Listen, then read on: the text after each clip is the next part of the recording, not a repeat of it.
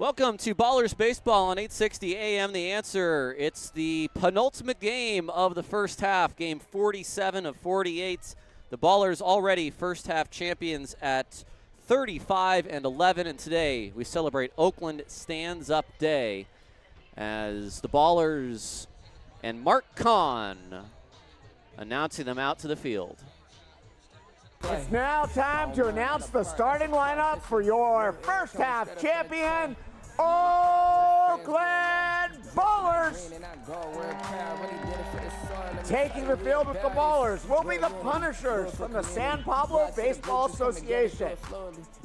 Batting leadoff, the shortstop, number 3, Tremaine Cobb. Hitting second in left field, number 28, Lou Helmick. Batting third, returning to the lineup, center fielder, number 11, Davis Drueck. Hitting cleanup, the second baseman, number 4, Danny Harris. Hitting fifth, the first baseman, number 29, Christian Almanza. Batting sixth, the catcher, number 7, Dylan Tatum. Batting seventh, the third baseman, number 23, Nick Lee. Batting eighth, the designated hitter, number 20, Ryan Pierce. And batting ninth, playing right field, number 8, Isai Santos. On the mound, number 39, Luke Short. Thank you so much, Mark. Now, a double performance. Before the national anthem, we will have a performance of Lift Every Voice and Sing. Daniel Harris III on trumpet, no relation to our Daniel Harris. Lift Every Voice and Sing, followed by the Star Spangled Banner.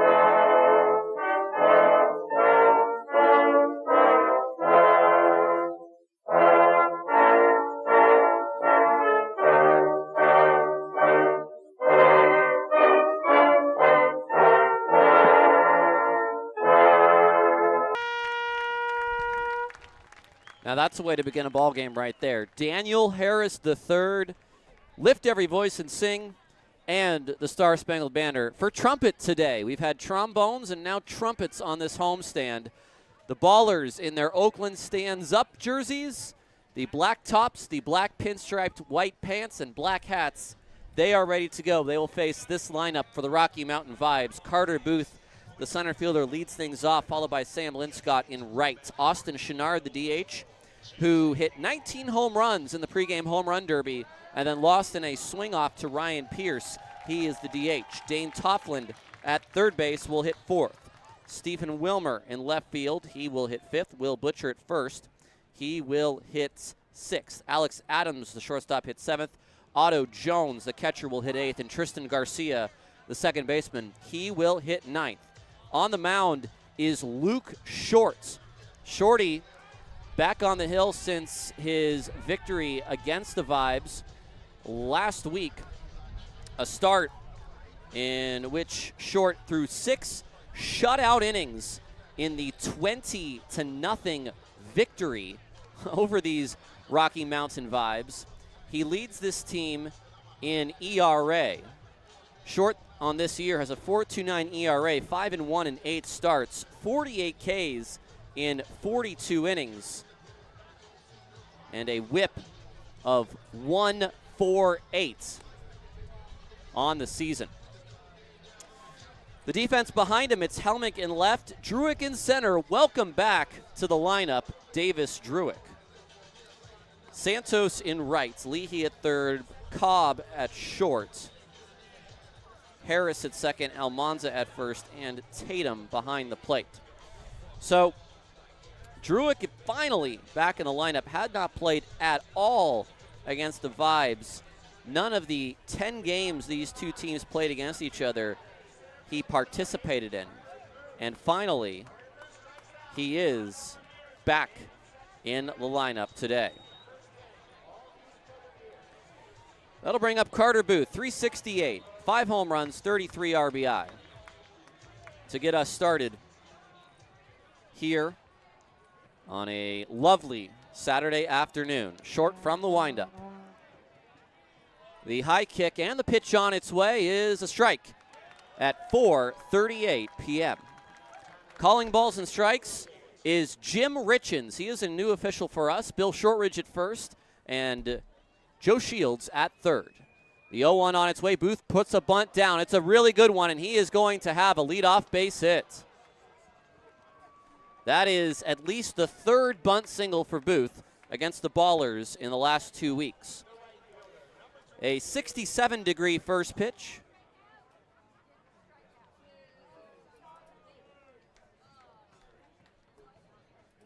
And that'll bring up Sam Linscott, the right fielder. Linscott came into the series against Oakland last week hitting over 410. Now he's down to 378. Poor guy, he's down to 378. 8 home runs and 30 RBI. The first pitch to him is a fastball at the bottom of the zone for strike one. The home plate umpire has a very particular way of calling the pitch. A strike, he sort of backs up, kicks up 1 foot, and then there's a little point to the dugouts. Now a show of bunt by Linscott, but he pulls it back. Fastball is high. It's 1-1. The Vibes in their alternate pullover. Looks like a V-neck, sort of old-style Cleveland Indians tribe across the chest. Instead it says Vibes, going with the play on words, or at least the rhyme. The next pitch is inside, 2-1. Gray pants and white caps in the front. Back is the Vibes red. Strawberry red, officially. The 2-1 on its way. Linscott pops up a bunt. He's going to pop it up into the stands. It's foul, 2-2.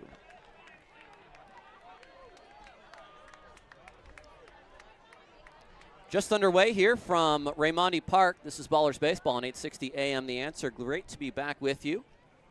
Whether you're listening on terrestrial radio, online, on our YouTube stream, or watching on Flow, we appreciate you spending your time with us this Saturday. Throw over by Short. Back to the bag is Booth. He'll stay 2-2.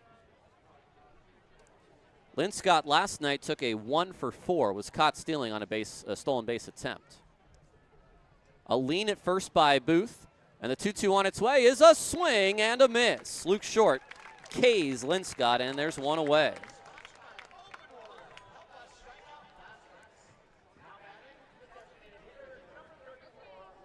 That'll bring up Chenard, the DH. Chenard was one of 2 participants in the Home Run Derby pregame, Gary Laura the other. Chenard decidedly had a better performance of the 2 with 19 home runs. First pitch is a fastball, a touch high. It's 1-0.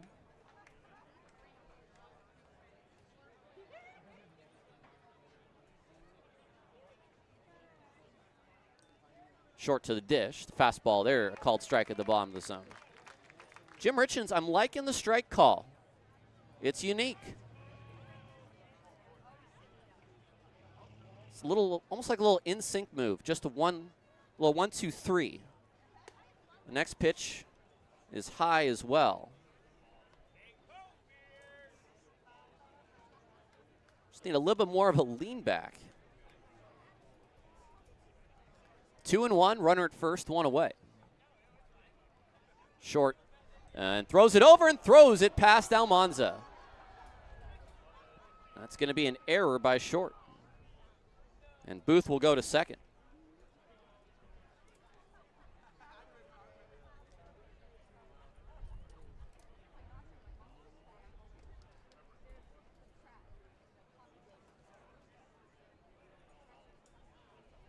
So a runner at second, 1 away.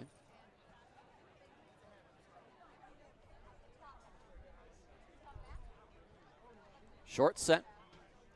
It's still 2-1 to Chenard. Booth is bouncing around at second, and the pitch is swung on a miss. Fastball on the outer half, and it's 2-2.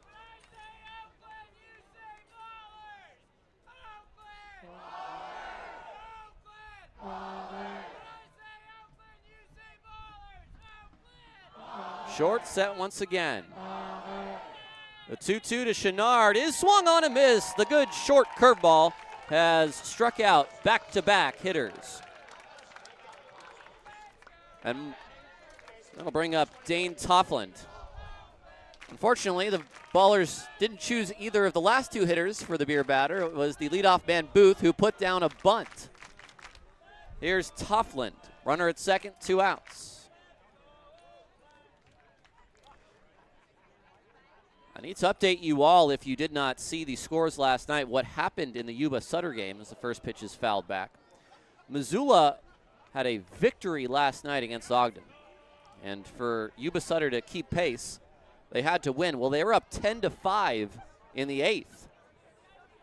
And they've got a good bullpen. Well, they gave up 6 in the 8th and lost 11-10, which means Missoula 2 games up with 2 games to go. All they have to do is win 1 of their final 2. And they'll go to the playoffs. The 0-1, Toffland swings and misses through a fastball. It's 2-2.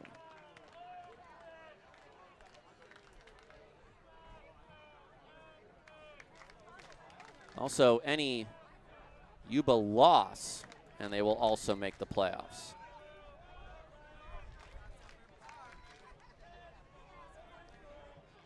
Toffland stands back in 0-2. Short has struck out back-to-back hitters. He's set at the belt. Will he go curveball? He goes fastball, and it's fouled away.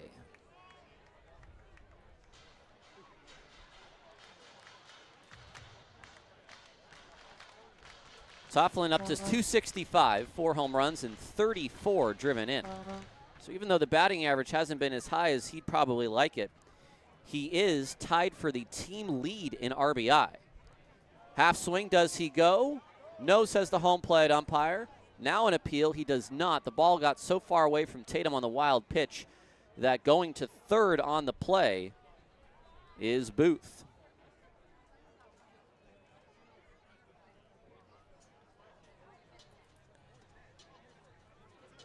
So an E1 and a wild pitch get the man who singled on a bunt all the way around to third. But with 2 outs, we'll see whether or not Short can still get out of the inning. He comes set. Tatum will set up low. And his pitch on its way is a curveball. Strike 3 called. And that is the inning. Luke Short strikes out the side. No runs, a hit, an error, a man left on base. We head to the bottom of the first. No score on 860 AM The Answer.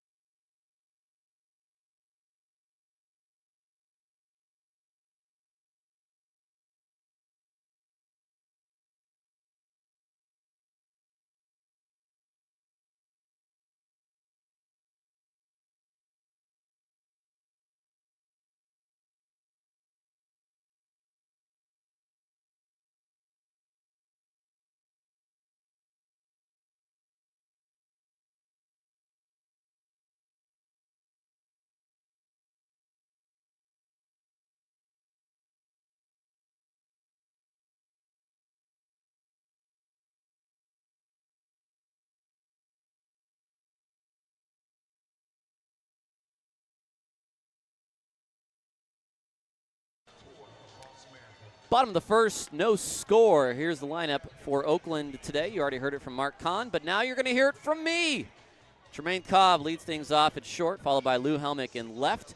Davis Jurek back in the lineup, activated today in center field. He'll hit third. Danny Harris, the fourth. At second base, Christian Almanza at first. He'll bat fifth. Tatum will catch and hit sixth. Leahy at third will bat seventh. Pierce will be the DH.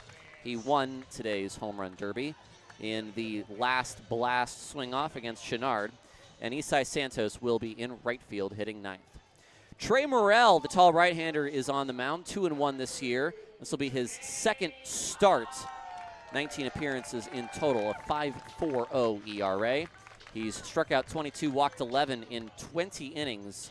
Batters are hitting .269 against him. He was a starter for the Grand Junction Rockies back in 2022. First pitch is a called strike. Back in 2023, I should say. Fastball at the bottom of the zone at 91, and Morrell can get some velo up there. You may see him up around 93 today. The next pitch is down low. It's 1-1.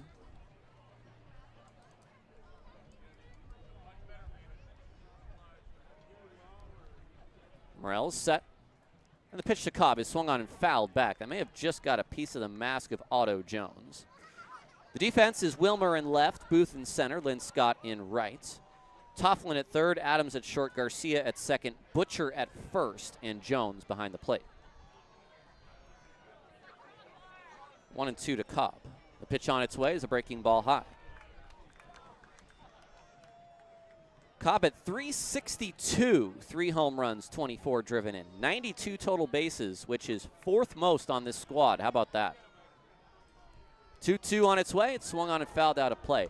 Almanza has 108 bases in 178 at-bats. Then Harris with 94, Buford with 93, and Cobb with 92. It's a lot of time on those paths.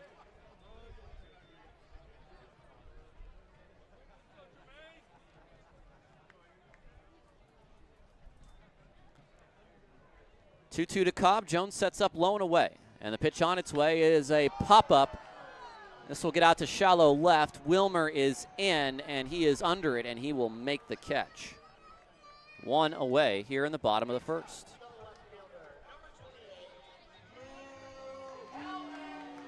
That'll bring up Lou Helmick, who yesterday had his 3rd home run of the year. 340 for Lou. That's the 3rd best qualified average on the team, or qualifying average, I should say, on the team. 3 home runs, 38 driven in. Morrell's first pitch is a breaking ball, swung on and missed. And of course, I had been dying to bring out the German call for the man from Paderborn. The 0-1 fastball is in for a called strike 2. I did not take those 4 semesters of German in college for nothing. The 0-2 is a breaking ball in the dirt.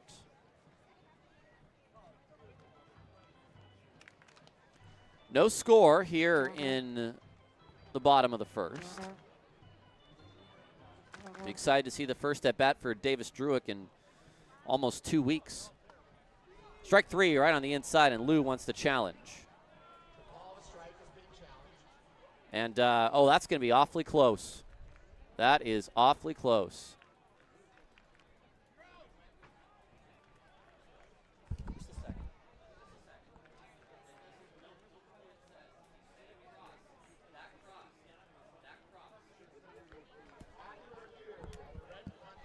And that's way too close. That barely just caught a piece.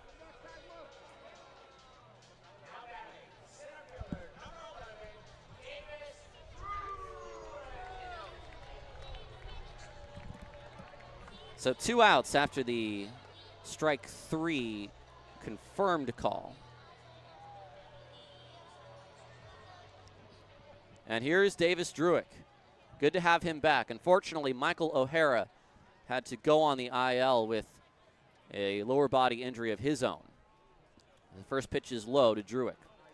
349 for Druick, 12 doubles, 10 home runs, 37 driven in. This is his first appearance against the Vibes. He has not played the last 10. The 1-0 is hit to left field. It's hit deep. And welcome back, Davis Druick.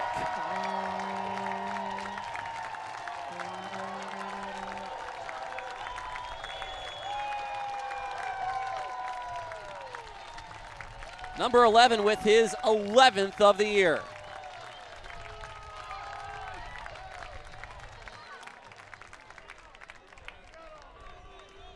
They're going to do an appeal to first just to be sure, and Druick did indeed touch the bag. It's a solo shot.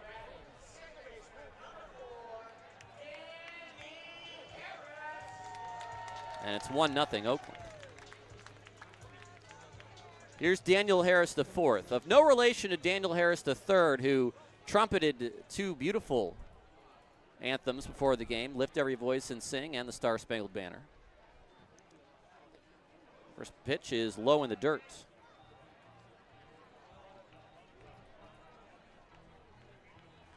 Druick's blast, 368 to left field. Harris looks at a strike.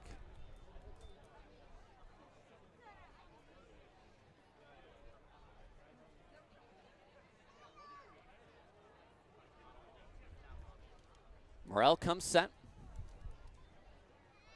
And Danny tried to hit a home run. Instead, he swings and misses at the breaking ball.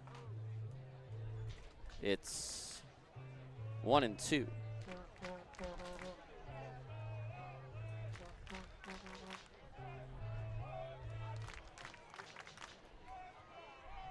I would say they were missing that power from the lineup, but this is a team that had won 13 straight games. Or 12 straight games, excuse me. This pitch is in the dirt. So I don't know that they were necessarily missing the power from the lineup, but they would love to have had Druick during that time. 5 games in Boise, 6 games in Rocky Mountain, and then they won the first here back home. Pitch to Harris is a big 2-hopper towards second. Garcia gathers. His throw is offline, but the tag is still applied by the first baseman, Butcher, and the inning is over. A run for Oakland on the long solo shot by Davis Druick, and we go to the second, 1-0 Oakland on 860 AM The Answer.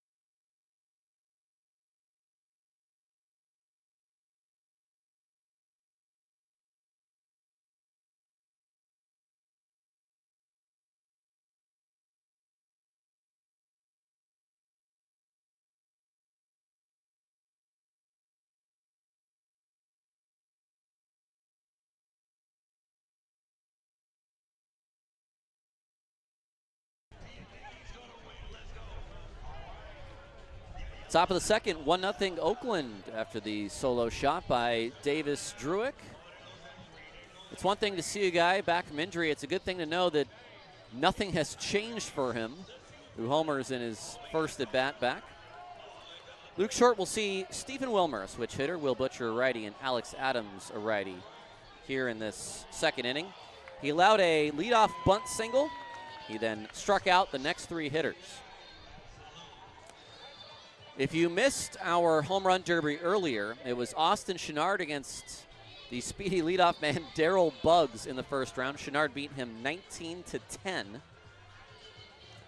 And then Ryan Pierce beat Gary Laura. I believe the final score was 10-8 in the home run derby. And then Pierce beat Chenard in the last blast 2-1. So here is Wilmer.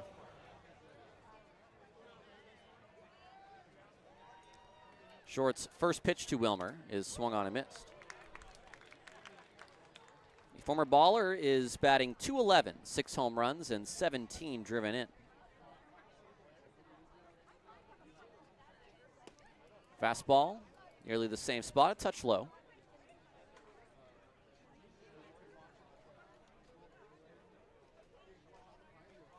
One and one. Short from the windup, and the fastball very high. It's a batting average that Stephen Wilmer really has not ever hit professionally or in college. He's always been over 300. He's used the whole field. But striking out at a little bit of a higher clip this year. Here he rolls over on one foul down the baseline. It's 2-2.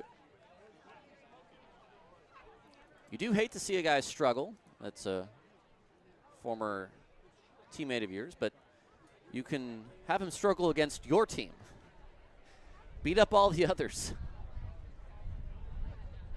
The 2-2. Short waits now into his windup. The pitch on its way is swung on and missed. Fastball above the zone, and it's 4 strikeouts for 4 outs for Stephen Wilmer. And if Mark Kahn would have just picked anyone else at this point, the fans would have had $5 beer. This is Will Butcher.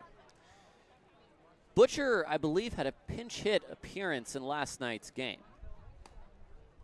First pitch is off the plate. Fastball, it's 1-0. 282 for Butcher, 4 home runs and 32 driven in. The 1-0 is hit down the right field line. This may be playable. Santos toward the corner. Almanza toward the track. This is going to fall on the warning track for a foul ball. The foul warning track. I wish it had a different name. But it's the warning track. It goes all the way around the field, and it warns you that there's a fence coming. We almost only talk about the warning track in terms of the outfield fence. But it is, without having lines on it, it is a track that goes around the whole field. So 1-1.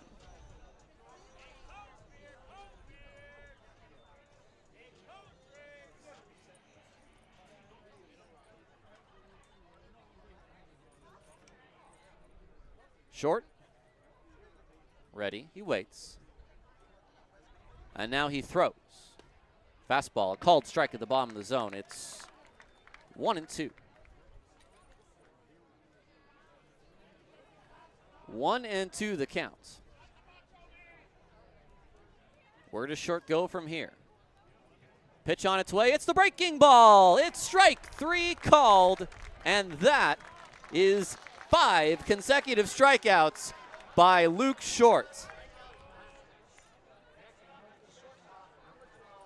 It was the breaking ball, and the right-handers are having a very tough time seeing it today. Here's Alex Adams. First pitch breaking ball, too far inside that time to give Adams any trouble. It's 1-0.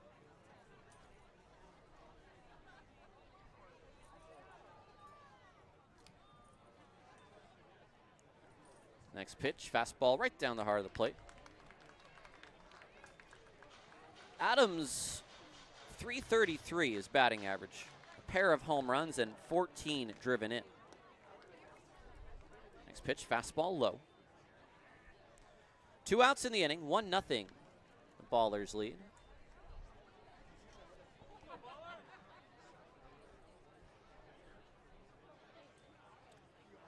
Short's next pitch is a fastball low as well. 3-1.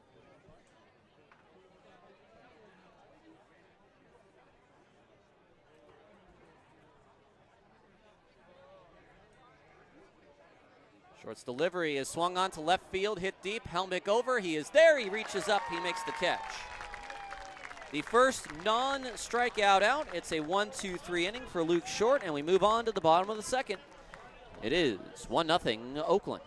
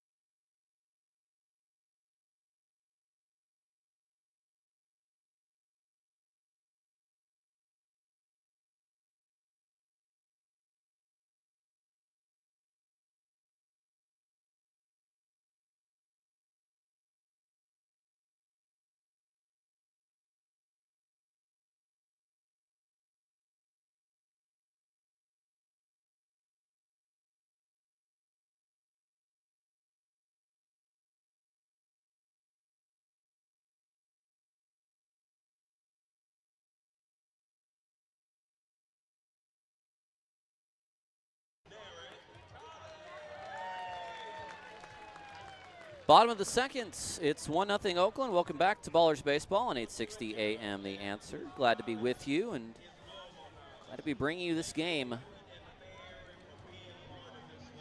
on a couple of places. And I know our YouTube chat is always happy to see us. And yes, I agree with you, Christy. It is good to see Druick back in this Ballers lineup. Another power lefty and a guy who, because maybe his rapid rise was so unexpected, is a major part why Oakland has done so well this first half. Here's a swing and a miss by Almanza. It's strike one. You know, when you're putting a lineup together, when you're trying to say, okay, these are going to be our big guys in the lineup, and someone else steps up and is just as good as your best players, it sometimes feels like, you know, you struck gold all of a sudden. And that is what has happened for Aaron Miles, who coached Davis Druick in the CWL this winter. 0-2 to Almanza. He takes low.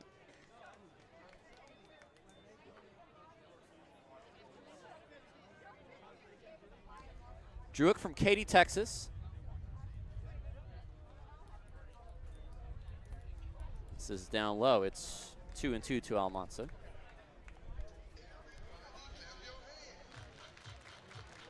Christian is tied for the team lead in home runs with Dylan Tatum with 13. Next one high and away. It's 3-2. 52 RBI at 3:03. So full count to Christian. Morel comes set. Setting up low is Jones. And the pitch on its way is poked toward left field. Wilmer is over. He will leap, and he cannot grab it. It's over his glove, and Almanza is going to have a stand-up double. It looked like for a minute Wilmer had a beat on it, but I think the wind just kept it up just a touch longer than he believed it would stay.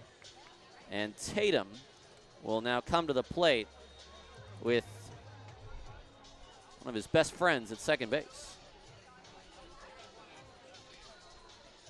And when I say that, I don't mean like a best friend as in Buster Posey's best friend, Hunter Pence. I mean actually one of his best friends growing up. Tatum at 392. 13 home runs, 47 RBI. First pitch is a broken bat. Foul ball right off the end of the bat, and that's too bad for that bat.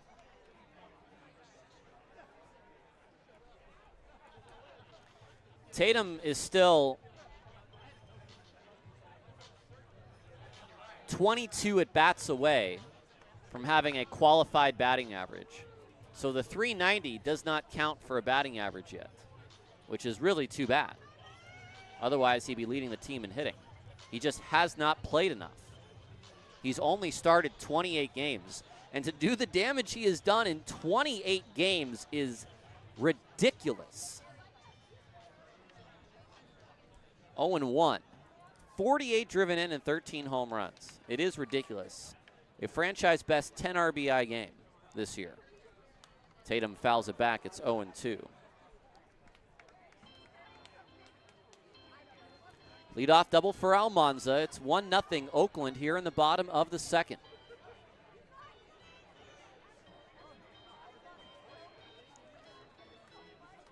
Back in the box is Tatum. The 0-2, Morel to the plate, and that breaking ball is down low and away. 1-2. I'm sure these fans want to see a Tater, as they are so accustomed to hearing about when the team is on the road. 1-2. Tatum takes in the dirt, 2-2. Well, it was 0-2 to Almanza.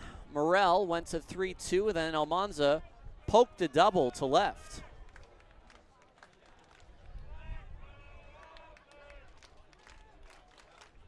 Morel is set.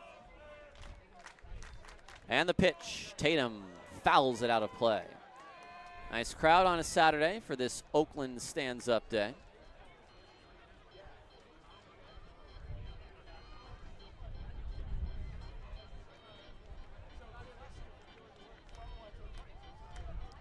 Two and two.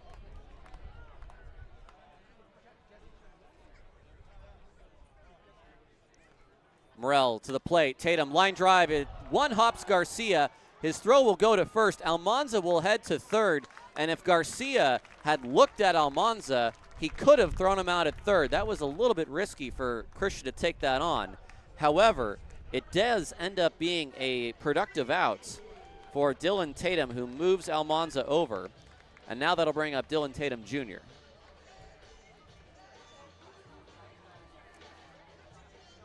Nick Leahy now hitting .290, 6 home runs and 19 RBI. Infield comes in, and the first pitch is in for strike one.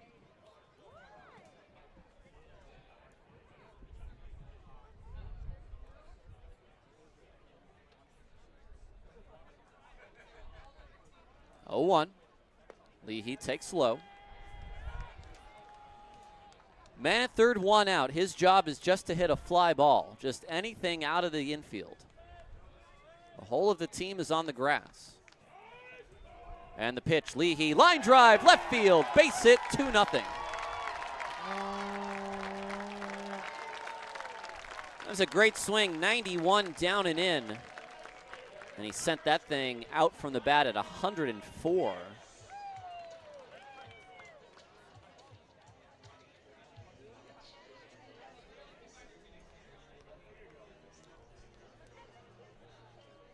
The Ballers pick up a second run here in the second. And now Ryan Pierce. Pierce likes that first pitch. Here he swings and misses through a fastball. It's 0-1. Pierce at 258. No home runs yet, 3 RBI. He's still looking for that first pro home run.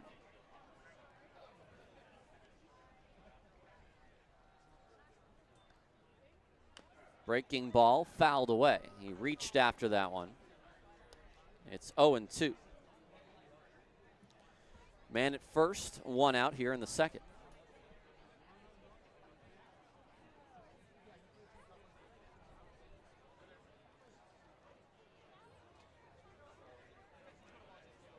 Morel comes set. The 0-2 to Ryan Pierce is swung on, fouled out of play. A little bit of a lean from Pierce there.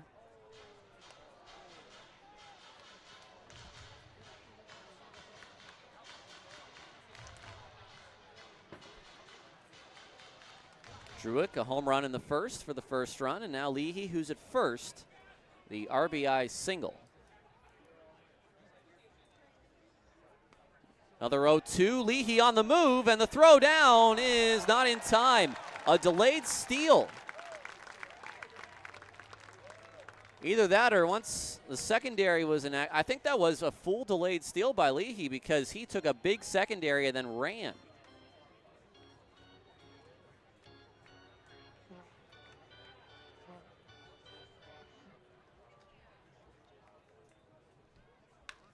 Now a ball hit up the middle. The shortstop cannot get it. It's through. Here comes Leahy to score, and Pierce hits in Leahy. It's 3-0.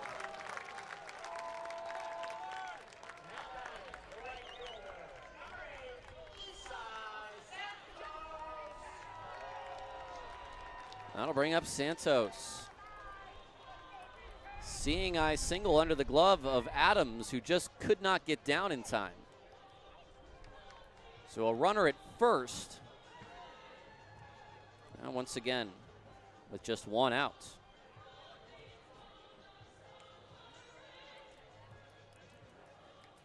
Now Santos really would like to get something going again because he's down to 217, 2 home runs and 16 RBI.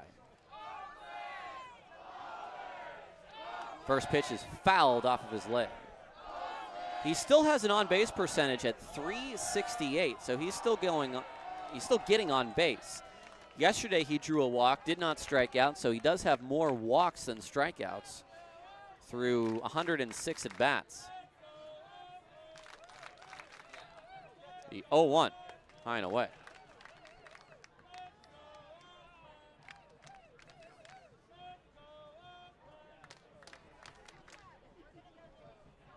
Pierce at first, take a short lead. The 1-1 to Santos, fouled back. 1-2.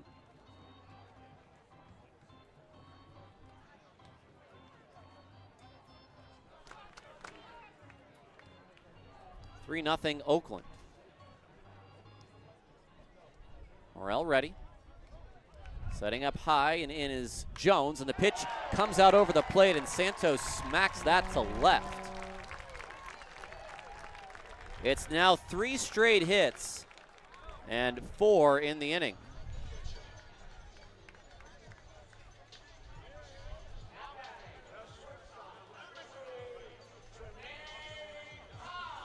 And I'll bring up the top of the order in Tremaine Cobb. Cobb flied to left in his first at bat. The first pitch, Cobb looks at a breaking ball for strike 1.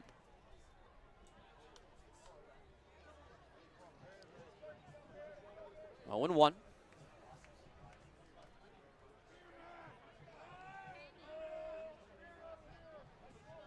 A double look from Morel, and now he'll step off with 1 second left on the clock, and that was some pretty good awareness.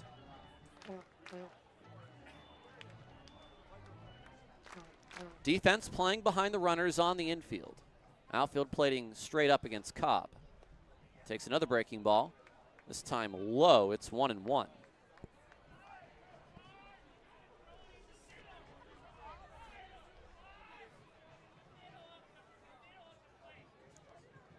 Here's Morel's 1-1. Cobb swings and misses. Maybe the changeup there. Just got a piece of it, in fact, into the glove of the catcher. It's 1-2. Here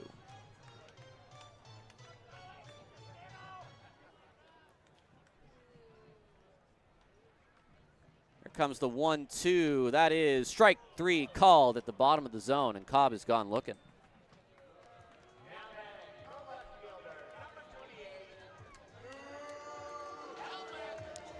The second strikeout for Morel. His first strikeout is the man coming to the plate, Lou Helmick.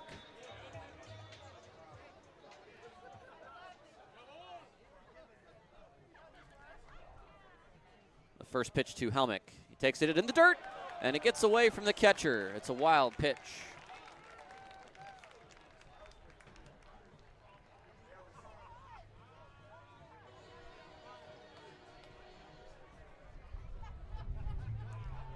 Second and third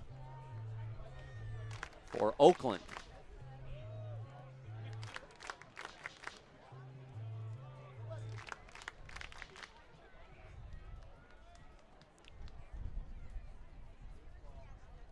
A single scores 2. And the pitch is a high chopper towards second. Garcia rounds it out. His throw is in time. And the inning is over. Nice play from the Rocky Mountain second baseman. Oakland picks up 2 more runs on 4 more hits. No errors and 2 left on base. The RBI single from Leahy. The RBI single by Pierce. It's 3-0 Oakland as we head to the third on 860 AM. The Answer.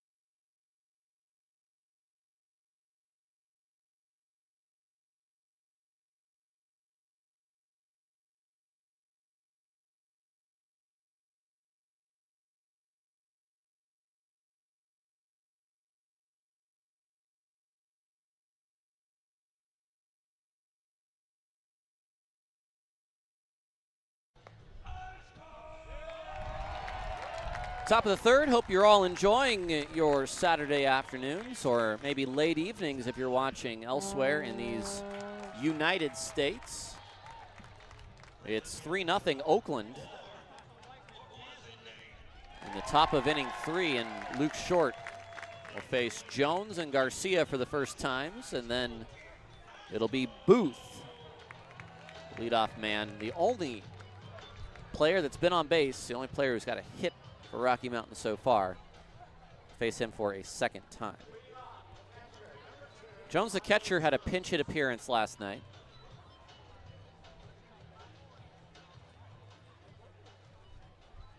Batting .255. No home runs, 7 RBI.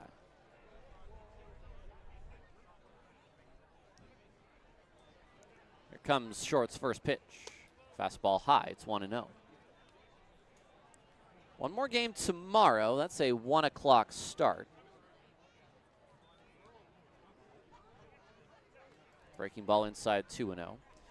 I'm not entirely sure who's going for Oakland tomorrow. It could be Gabe Tanner. Jones pops this up, but this will get out of play, 2-1. Nor am I certain who will go for Rocky Mountain. So to be announced versus to be announced.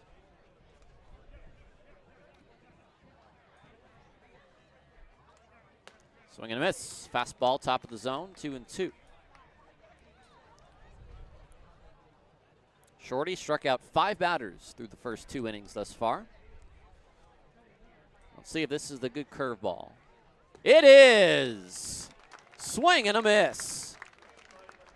And he has got that thing working today.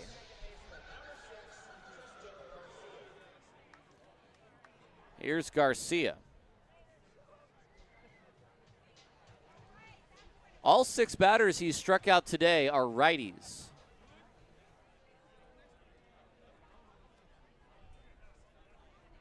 Garcia takes a fastball high. Garcia, the lefty. The lefty hitting .353, a home run and 29 driven in. Fastball, touch low as well.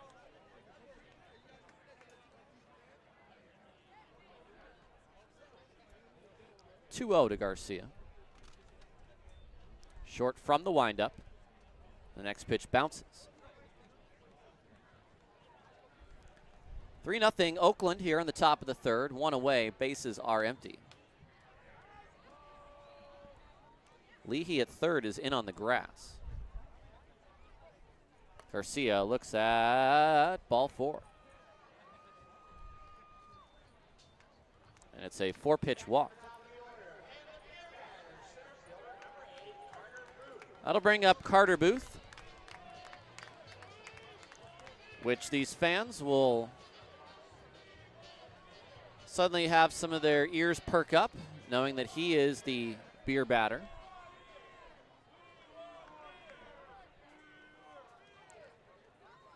Short's first pitch to Booth is popped up.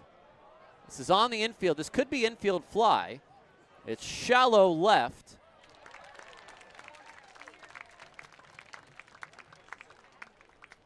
It's caught by Cobb. And there's 2 away. I've just been reminded, indeed, need to be runners at first and second for that to have any effect. Or bases loaded, that's true.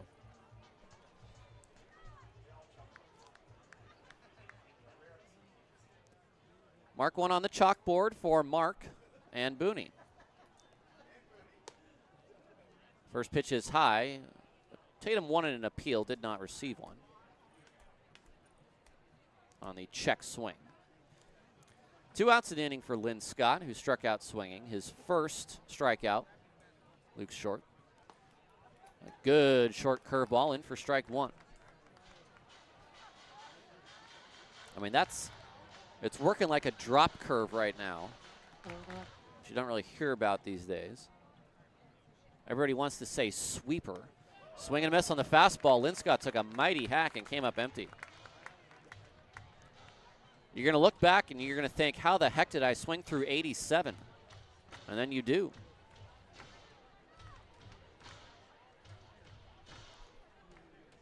How about the curveball again, Luke? What do you got? The 1-2 on its way. The high kick, here it comes. It's swung on and hit out toward right. Shallow. Harris over the head makes the catch. A pop out to the second baseman. No runs, no hits, no errors, a man left on base. We head to the bottom of the third, and it's still 3-0 Oakland on 860 AM The Answer.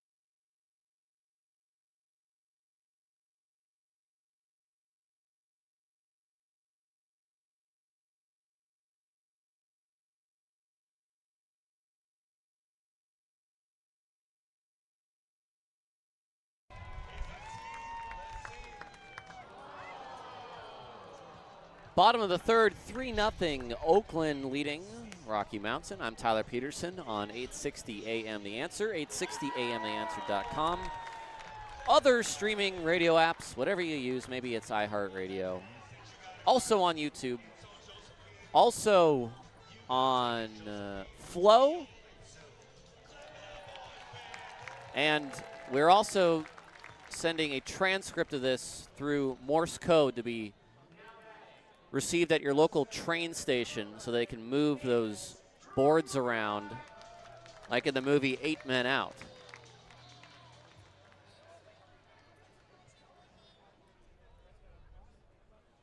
Here's Davis Druick. Fastball is high. Does anybody know what I'm talking about? Well, good thing this isn't live. 1-0, or 1-0 the count to Druick. Fastball at the knees for a called strike 1.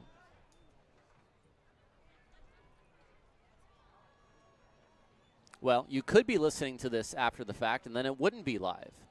But if it's July 12th and 5:26 locally in Oakland, you are listening to this live. 1 and 2.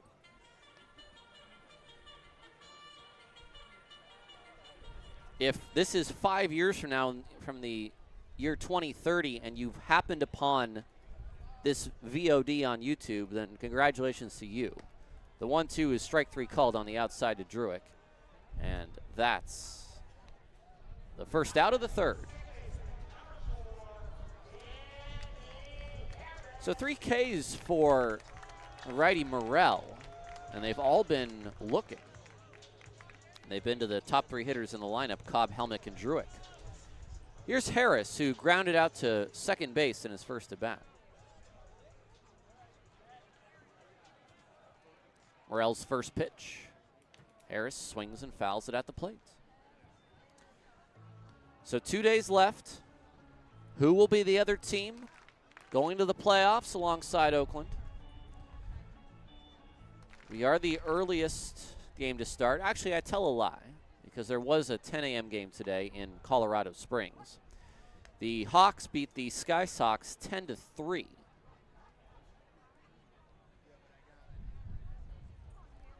Oh, and 2 to Harris after he looked at strike 2. Now he takes his time. He's back ready in the box now. Morel set. The 0-2 swung on a high chopper to first this time. Butcher is going to take the ball to the bag himself. And there's 2 away. Here's Christian Almanza. Missoula and Ogden, have they officially started yet? No, looks like they might start here at 6 o'clock. Grand Junction and Yuba not until 7:05 tonight. First pitch to Almanza is low. We may know who the other team is by tonight if either Missoula wins or Yuba loses, but it might be more dramatic if it comes down to that final day.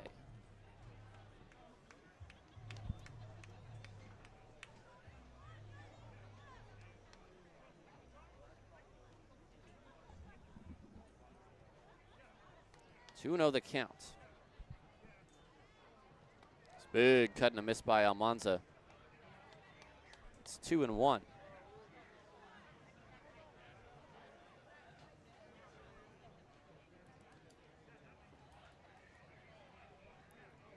Morel fires. That's down low.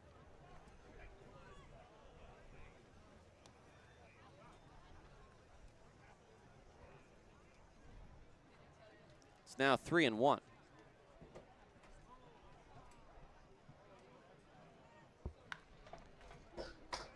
Now a ball hit foul.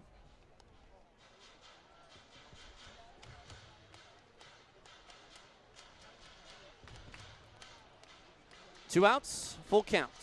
Bottom of the third. Bases are empty for Almanza in a 3-0 Oakland lead. Full count pitch is also hit foul.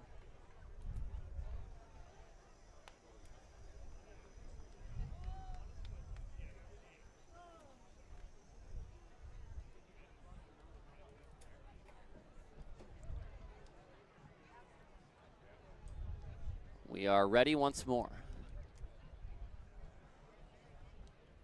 The payoff on its way. Almanza takes ball 4, just off the plate.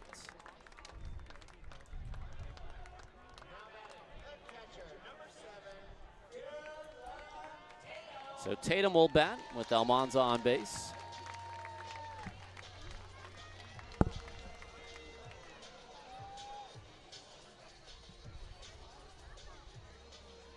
Almanza was at second after he doubled to lead off the inning when Tatum bounced out. Now a 2-run rally is up to Dillon. First pitch is a fastball high.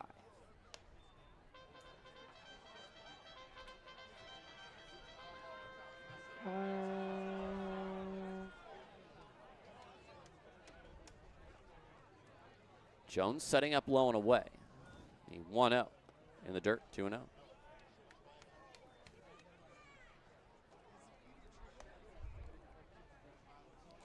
Ballers road trip technically starts Monday because the team will fly out of OAK around 7 a.m.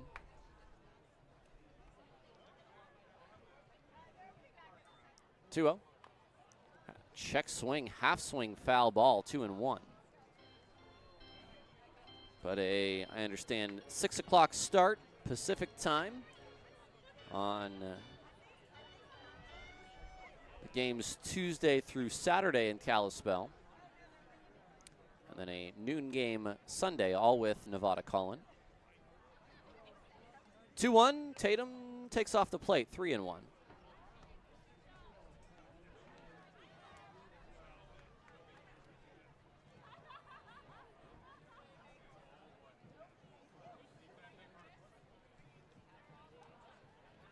Morel is set. Good hitters count for a good hitter. And it's outside for ball 4. So it's back-to-back 2-out walks. And that'll bring up Nick Leahy.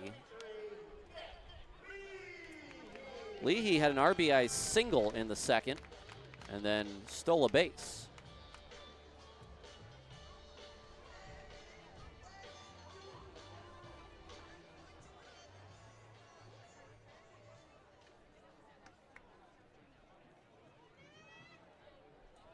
First pitch, swing and a miss, the off speed. Leahy did try to sell out there for a fastball. Did not get it. And in a 0-0 count, you've got the cushion to do so.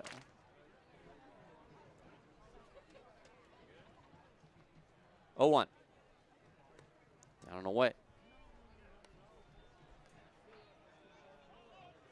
2 outs, 2 men on. 3-0 Oakland in the bottom of the third. Defense is playing deep. Infield is playing back. Leahy looks at a fastball, a touch low. 2-1.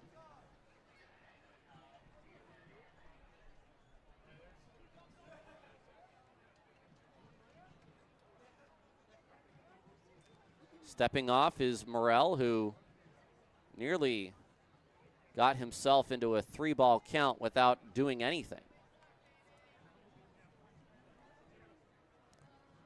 2-1 to Leahy. Ground ball up the middle, stopped by Adams, throwing to second. There's the final out of the inning. A fielder's choice. The out goes 6-4 at second base. No runs, no hits, no errors, 2 left on. We head to the 4th. It's 3-0 Oakland on 860 AM, The Answer.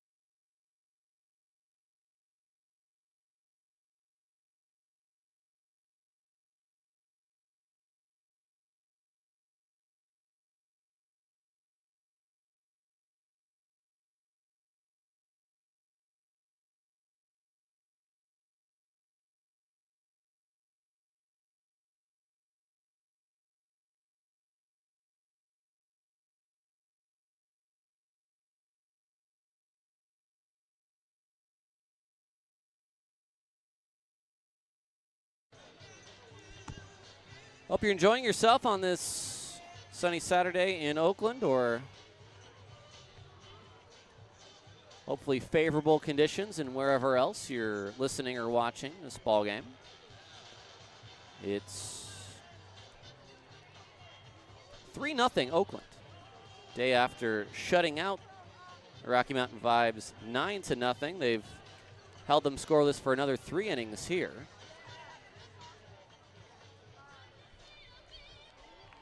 Which means it's been, so far, 16 consecutive innings without the Vibes scoring a run.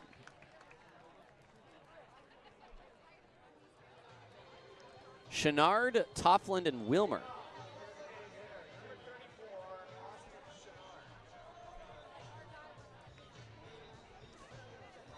Anytime a consecutive inning stretch hits more than 10 in this league, it is quite significant.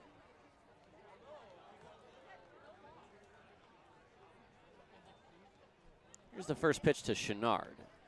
Curveball, that catches the corner for strike one.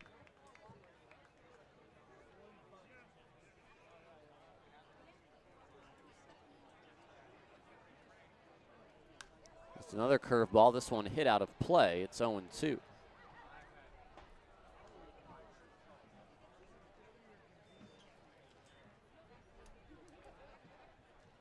Chenard struck out swinging in his last at bat.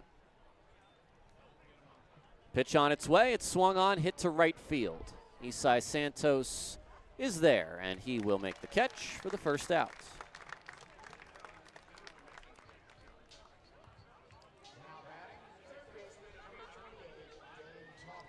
I'll bring up Tofflin. That last pitch was the fastball at 87 from short.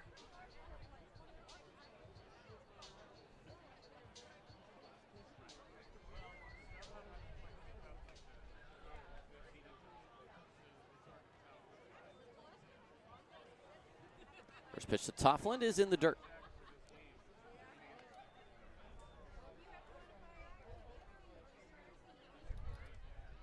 Tofflin struck out looking against the short curveball in the first inning.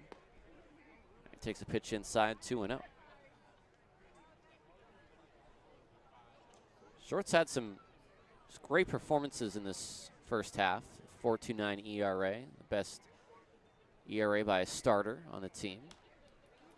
Tofflin pops this up. Harris out, Santos in. It's Harris who puts it away for out 2.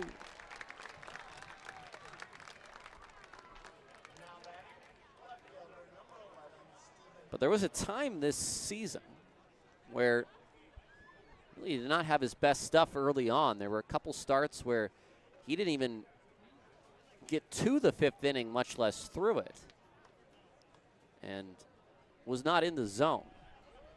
That has since changed quite dramatically in his last, really, 4 starts.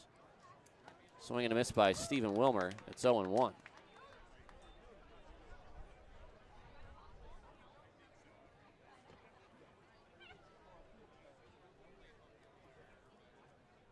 The 0-1. Swing and a foul at the plate, 0-2.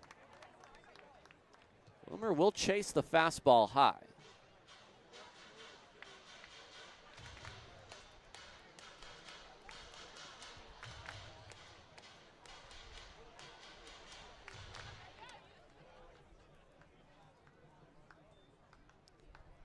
The 0-2 on its way is down in the dirt. We had a 1-2-3 inning in the second. Can he get his second here in the 4th?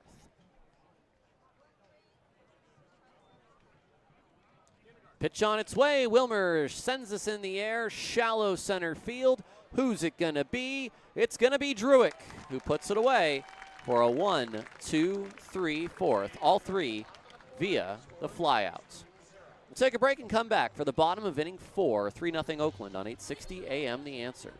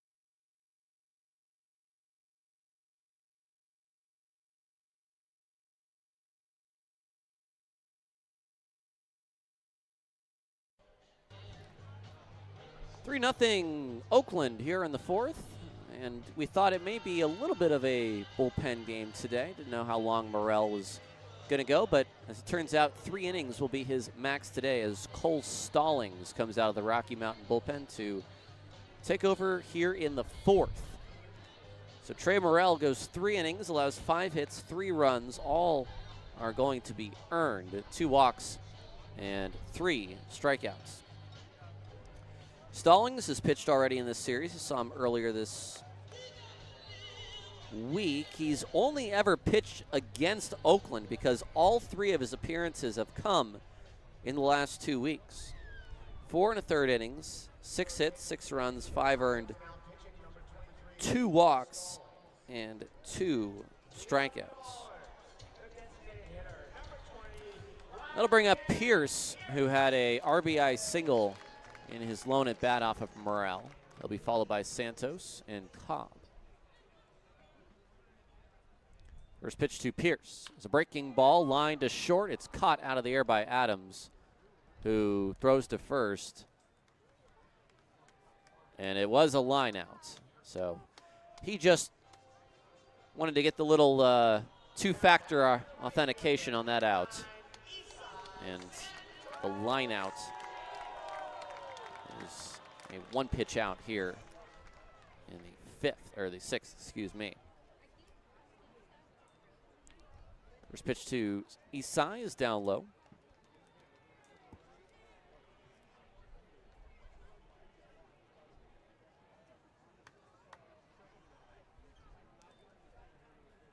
Whoa, look out.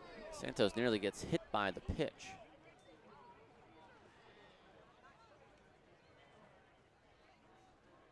Two and 0. Jones now setting up away, and the pitch is a called strike on the top part of the zone. 2-1.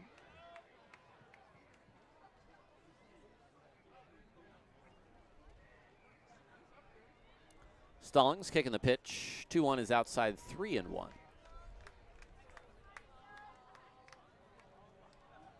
3-0 Oakland here in the 4th.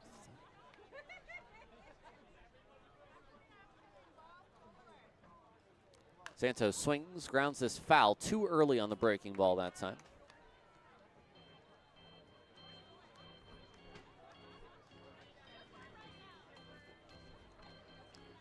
There are no scores to give you around Pioneer League as of yet. There are some scores in Major League Baseball that I can give you, however. Eastside down the line, fair, just barely, wow, just barely fair over the bag. The right fielder picks it up, throws it in, and Santos has a double. It must have just skipped over the bag. I'll bring up Tremaine Cobb. The Brewers 6-5 winners at home in Milwaukee. Mets a 3-2 win over Kansas City. Guardians 6-2 winners over the White Sox. Red Sox a 1-0 shutout of the Rays at home. Crochet goes the distance for Boston. First pitch to Cobb is a strike. Man at second, 1 away in a 3-0 game for Tremaine, who is 0 for 2 today.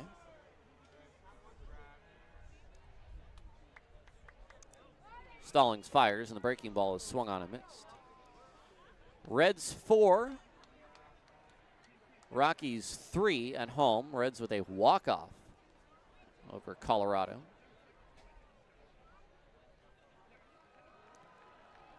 Here's the 0-2. Cobb swings, hits the ball to left field. This is fairly deep. Wilmer in front of the track will make the catch. Just got it off the end of the bat. 2 away for Lou Helmick. I'm sorry, Nevada, but the Marlins with a 6-0 victory over the Orioles. And the Orioles now have the same record as the Marlins, which I'm sure they do not want to hold that distinction. Braves 7, Cardinals 6. That is also a final. Twins, a 12-4 victory over the Pirates. Lou Helmick takes a pitch down and away. It's 1-0. Mariners win 15-7 over the Tigers. Tigers are red hot. George Kirby beats Casey Mize 15-7. Now a high deep drive into right center. This is in the park. Linscott will track this down for the final out. The double by Isai Santos. That's it. No runs, a hit, no errors. A man left on base. We head to the fifth. Still 3-0 Oakland on 860 AM The Answer.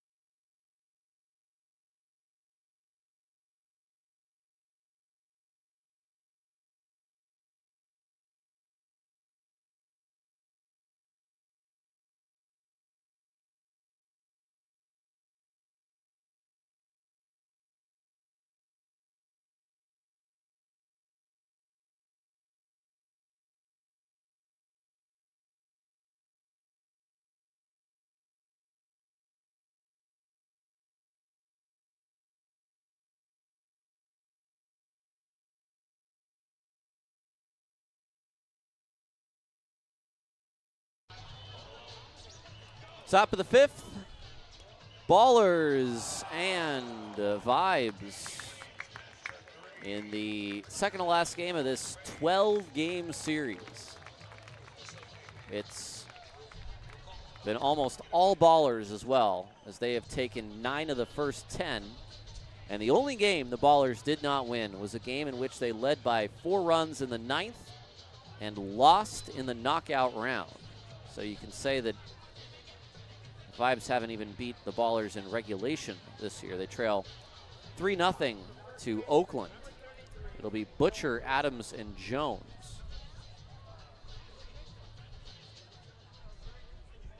Against Luke Short, who has struck out 6 batters so far. Butcher was one of those 6, as was Jones. First pitch to him is a fastball on the low outside corner. It's strike 1. A couple more scores from Major League Baseball. Cubs 5, Yankees 2. That's a final. Butcher to right field. Santos is in. Santos is there, and Santos makes the catch. The last 6 batters have all either popped out or flied out. The last final I have to give you is the one from across the bay. Dodgers 2, Giants 1.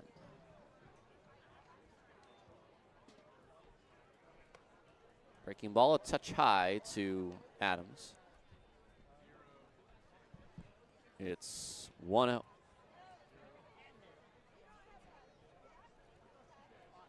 Tatum sets up low, and the pitch on its way is a fastball high. It's 2-0. 2 games in progress as we speak. The All-Texas matchup between the Rangers and the Astros in Houston. It's 2-1 Astros in the 5th. There's a strike at the knees, 2-1. Padres 3, Phillies. Lou Helmig's former team. 3-2 Padres as Adams lines out to the third baseman Leahy softly for the second out.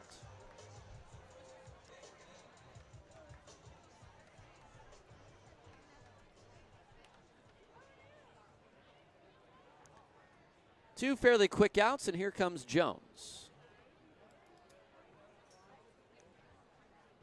2 games to still get going tonight.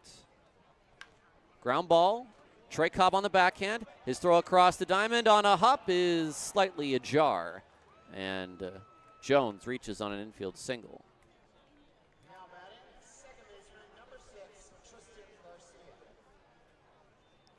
The Diamondbacks will play the Angels at 6:38, and then at 7:05, the Blue Jays will play the Oakland Athletics of West Sacramento at 7:05.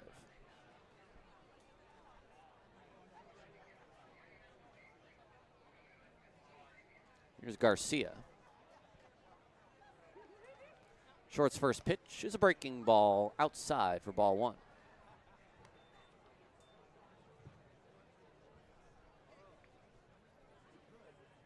3-0 Oakland here in the top of the 5th.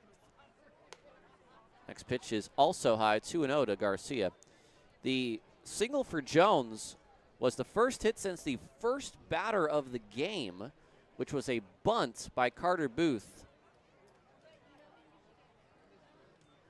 2-0. Garcia takes outside, 3-0. That means that the Vibes have not yet got a ball out of the infield on Luke Short. 3-0.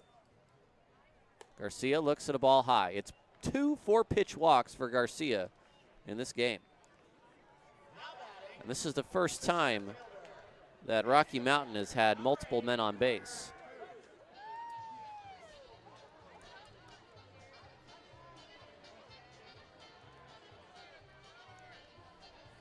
Bunt single in the first, a pop out to Short. Defense playing behind the runners. And Short from the stretch. His first pitch to Booth is a fastball right down the middle for strike 1.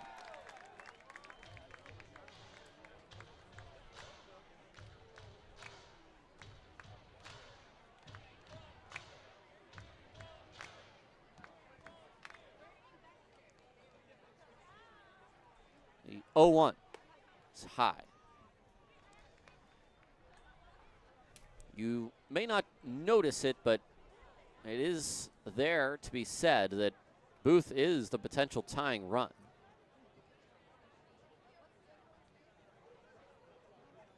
One and one. Short throws. The big curveball is fouled back. Booth could wait back as long as he possibly could. That was not going to fall down in the strike zone, but his eyes got big. 1-2.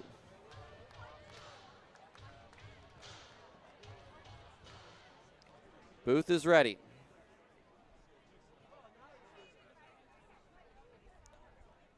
And the pitch on its way is swung on and missed. Fastball above the zone. 7 Ks for Short as he hops off the mound toward his dugout. No runs, a hit, no errors, 2 men left on base. And we head to the bottom of the 5th. It's 3-0 Oakland on 860 AM. The Answer.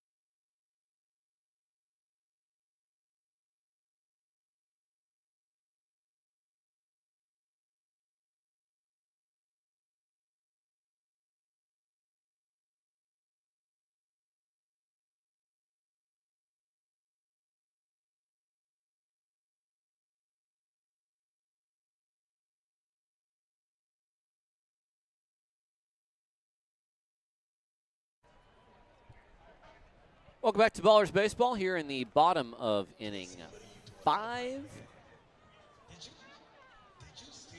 Druick, Harris, and Almanza to face Stallings, a right-hander.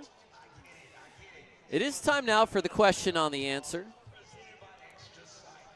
The problem is I can't think of a question because I've got too much else going on. I've got to do the scoring.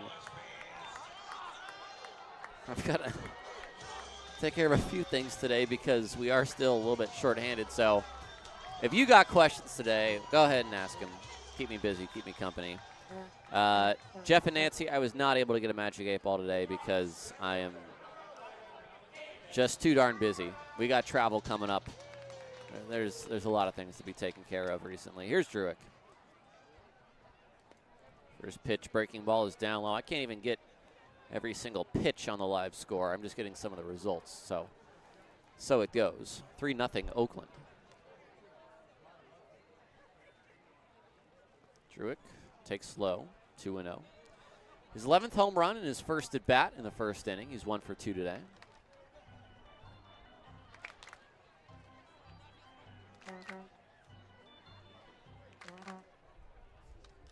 Stallings to the plate, and Druick hits a line drive to right field. That's a base hit.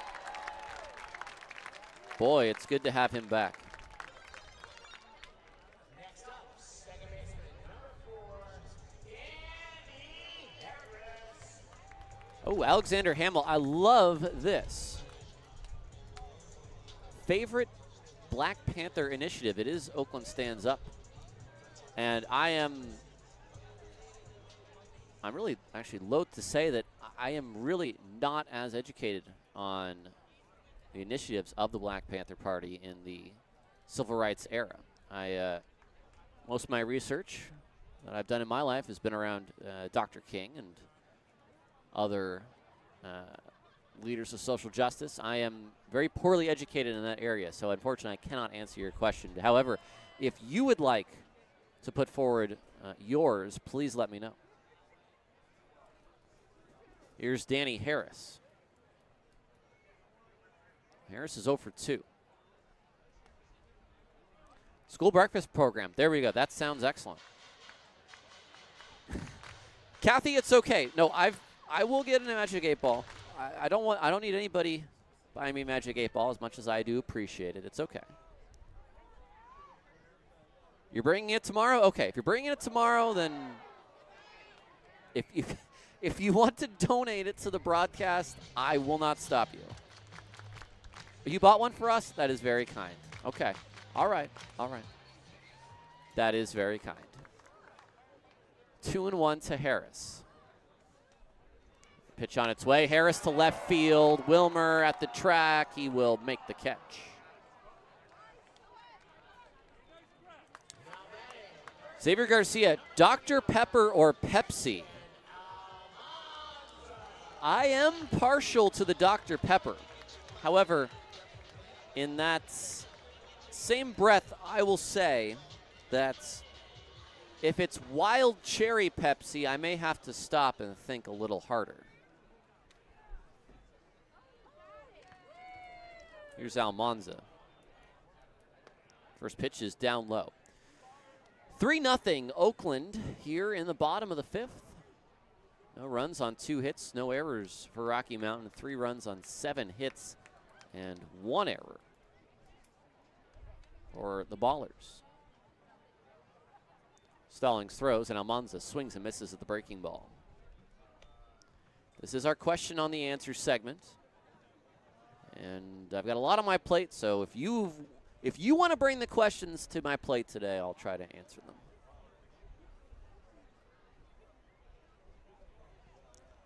1-1. Outside, 2-1. You get one more game of me tomorrow, and then Nevada is back with you for 6 on the road. I'm pretty sure the rest of the year it's 6 on, 6 off until we hit the playoffs, which will be a nice cadence for everyone. Almanza down the line. That is foul. Starting the year off with 12 and then going on the road for 12. It's a lot on both ends. Having 12 in the last road trip. It is, I think, did you just do 6 on, 6 off? Taco Bell or taco truck? Let's pitch down low, 3-2. I have to go taco truck. There is only one Taco Bell I like to go to. It is the one in Pacifica on the beach. And I'll get a, what's it called, a crunch wrap? With the sort of octagonal. Is that what we're talking about, the crunch wrap? Yeah. Druick is back to the bag. And that's both disengagements now from Stalling, I do believe.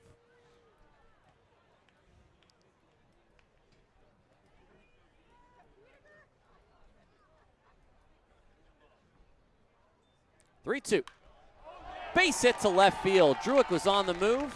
He is going to head to third.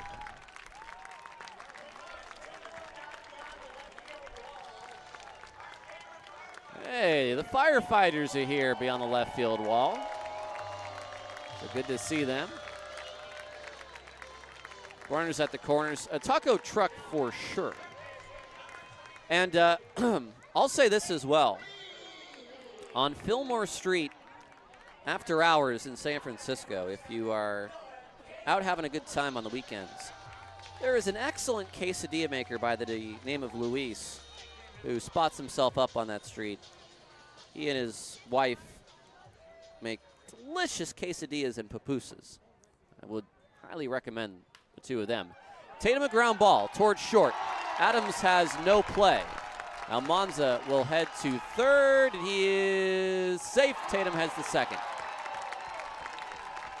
It's a base hit. Everything else is on the throw.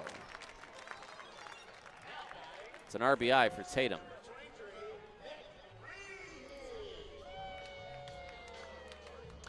It's an RBI single. Druick scores. 4-0 Oakland.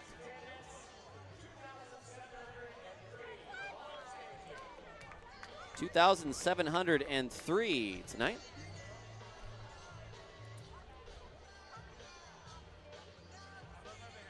The attendance here in Oakland.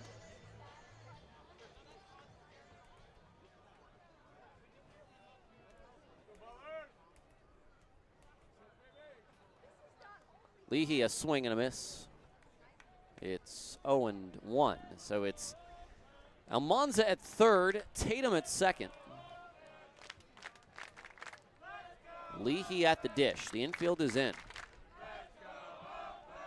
4-0, Ballers.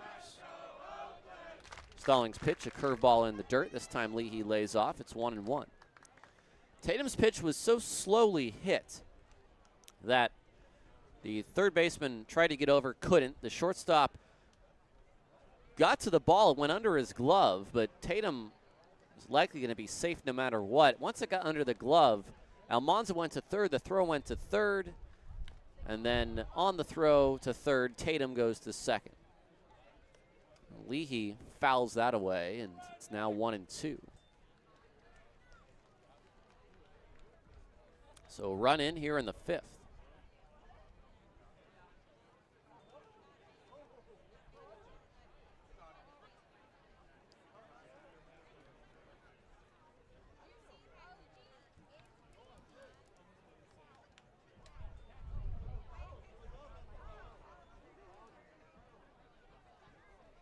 Stallings set.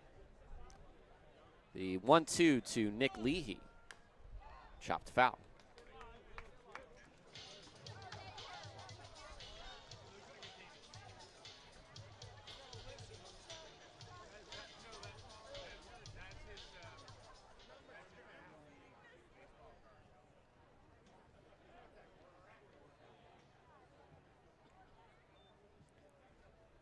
Breaking ball, a little bit off.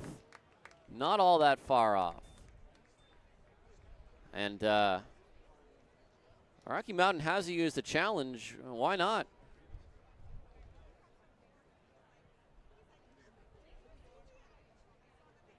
Two. Stallings, the plate, Leahy down the line, fair. This is going to score two. A hanging breaking ball. Nick Leahy, a double to bring in both. The firefighters love it. It's a 3-run inning. Leahy has driven in 3 today. Xavier Garcia in our question on the answer segment. Pizza Hut and Domino's. That could not be two things more disparate in how I feel about them. It's Domino's 195%. The only time I will have Pizza Hut if it's the small ones that are ready to go in Target. It's literally the only time I'll ever eat Pizza Hut. The first pitch to Pierce is swung on and missed. That is, it's 9:30 at night. Panda Express isn't fresh, and I've already had Mexican food 3 times this week, so I'm not going to Chipotle. Everything else is closed. There's a Target off Buchanan. I'm just going to grab a pizza real quick, and we'll be fine. 1-1 to Pierce.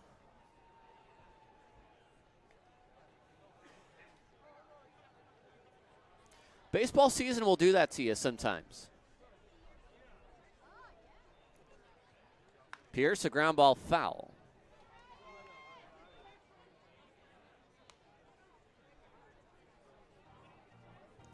Buford getting a rest today. He is not in the lineup.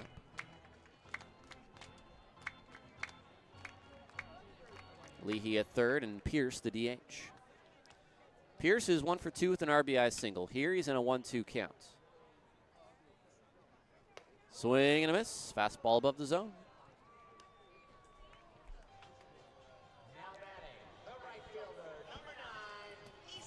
That's the first strikeout for Stallings. And here's Isai. Isai consecutively a single and a double.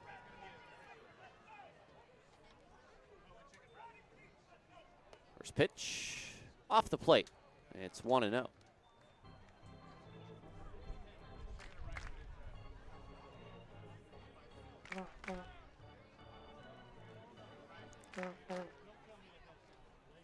Double look from Stallings.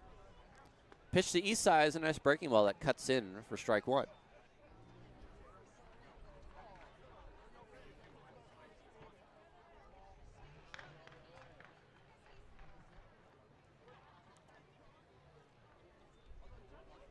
The 1-1 is outside.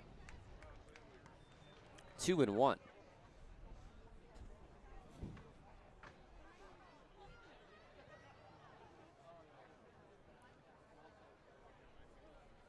Robert, if you'd like to ask a question, we will take your question. You don't need to comment.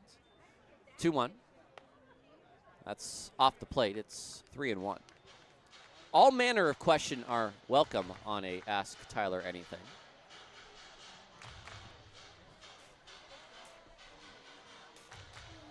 3-1 to Santos. Isai takes ball 4.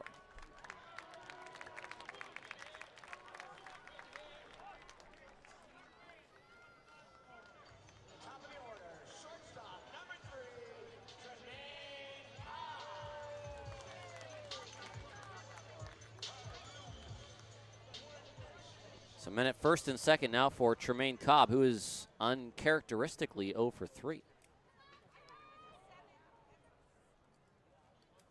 First pitch from Stallings. Breaking ball, too low.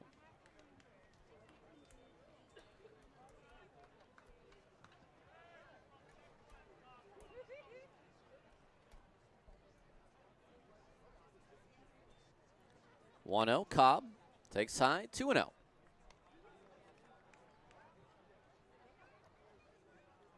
The Leahy double was Oakland's 10th hit of the day.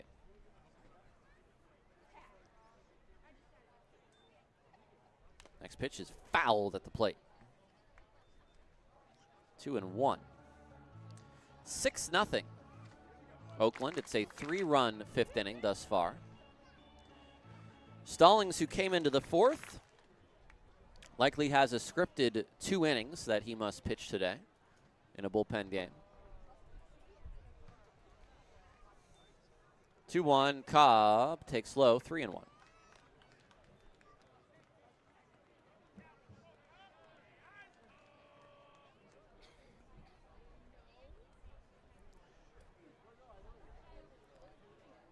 The 3-1 on its way to Cobb. He swings and fouls it away. Now it's 3-2, 2 outs.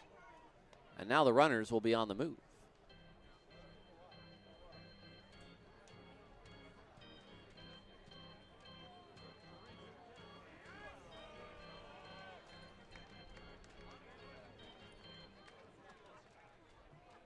Leahy and Santos will be off. The pitch to Cobb is swung on, line to right field. That is down for a base hit.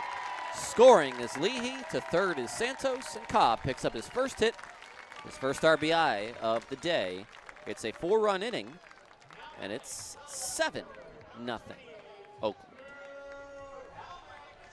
Well, 3 shutouts this year. They've all come against Rocky Mountain. Here comes Les Lancaster, and maybe this is going to be it for Stallings. This may just be a conversation. I did not see. Nope. Let's see what's happening. Stallings started to hand the baseball to Les, but Les sent him back up there. He may just be stalling for time. Or maybe he'll let Stallings in. Stallings is going to try to get out of this.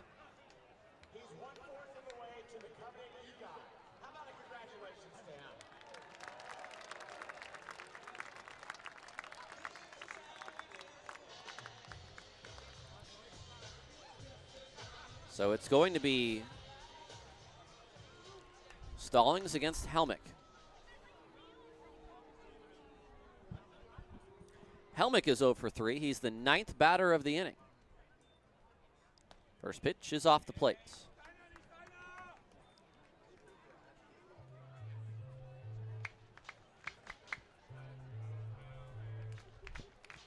The 3 shutouts are 6-0, 20-0, and 9-0 against the Vibes in the last week. This pitch is in the dirt. It's 1-0. Well, if the Boise series was all about Tatum 2 home run games, then this series is about the shutouts.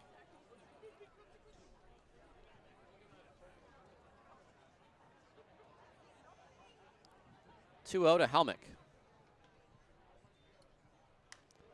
Swung on, fouled out of play. It's 2-1.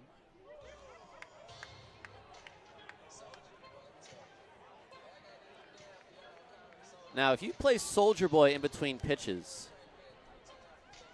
I may have to get back to 2009 and, yeah, I still got it. Okay. 2-1. Helmick looks at strike 2. Fastball on the outside. I think Jim Richens has already switched up the strike call. He's just going with the fist. He got a little bit tired of the little kicks. 2-2. Helmick takes low. I think Stallings needs a smaller hat because it's at least the second time it's fallen off this inning. 3-2, 2 outs, which means Cobb will run from first.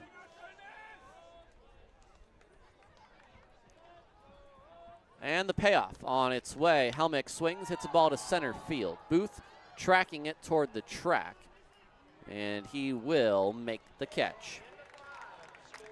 4 runs for Oakland in the inning on count of 1, 2, 3, 4, 5 hits. RBI single from Tatum, 2-run double from Leahy, RBI single from Cobb, and it's 7-0 after 5 on 860 AM The Answer.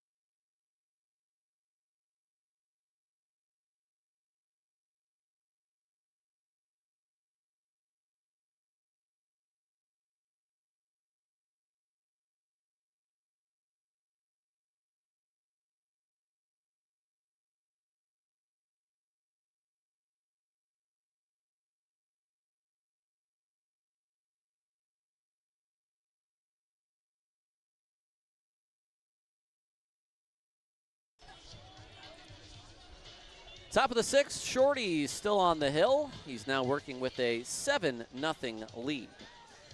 Luke Short has faced just 4 over the minimum through 5 innings. He's so far shut out Rocky Mountain. And he's also struck out 7 batters. His career high, I believe, last year against Idaho Falls was 13. So he's got a little bit of a ways to get there. Here's Sam Linscott.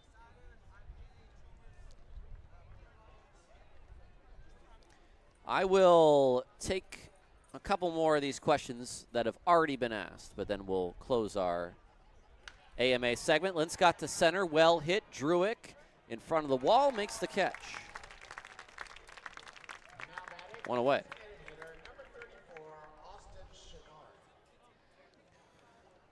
What's my favorite type of error in a baseball game? Interesting. I can tell you one of my favorite errors of all time with a similarly favorite call of all time. As Chenard hits this ball to center, Druick backing up, stops, still backing up. He makes a chest-high catch for out number 2.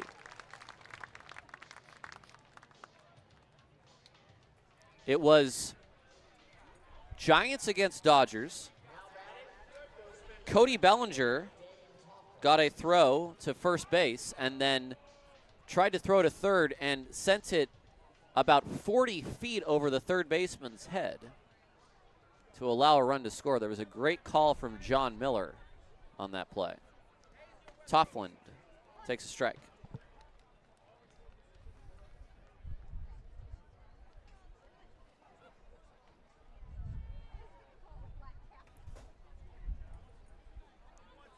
Oh, and 1. Was it an error when Avisail Garcia overran the ball that Coco Crisp hit to right field? That would be another one of my favorite errors. Josh Hamilton's drop of the fly ball in center field, that's a favorite error. I guess my favorite type of error is the ones that work well for my teams. 0 and 2. Tofflin, the pitch on its way, fastball high. Any other good A's or Giants errors that you can think of from recent years that have worked well out for the A's or Giants? Ground ball. Almanza to short in time. A 3-1 putout. And we head to the bottom of the 6th. Another 1-2-3 inning for Luke. 7-0 Oakland on 860 AM The Answer.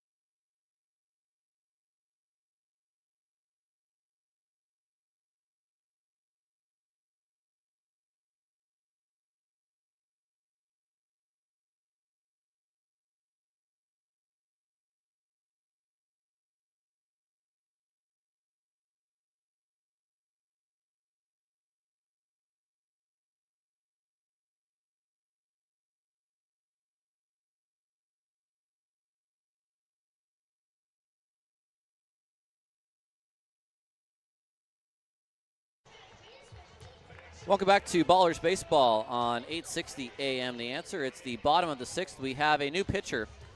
It's number 4, Tom Peltier. We've seen Peltier already a couple of times. And the lefty will face off against Druick, Harris, and Almanza to begin this 6th inning.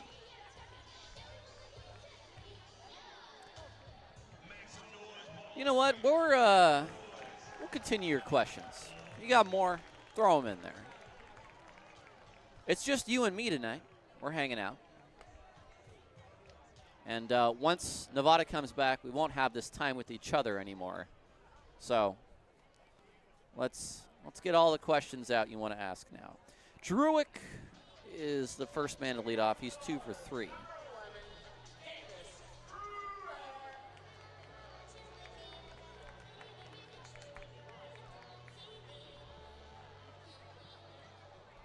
First, let me give you the line for Cole Stallings, though. 2 innings, 6 hits allowed. First pitch to Druick is off the plate. 4 runs all earned. A walk and a strikeout. 1-0 is off the plate, 2-0. Peltier, a 2-3 record, is 6.87 ERA, 18 appearances, 18 1/3 innings, 22 Ks to 10 walks. 2-0 is a strike on the outside. All right, let's see what we got here. DH or no DH? That's a good question.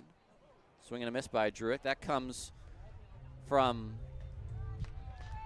Sully Sr., Robert Sullivan.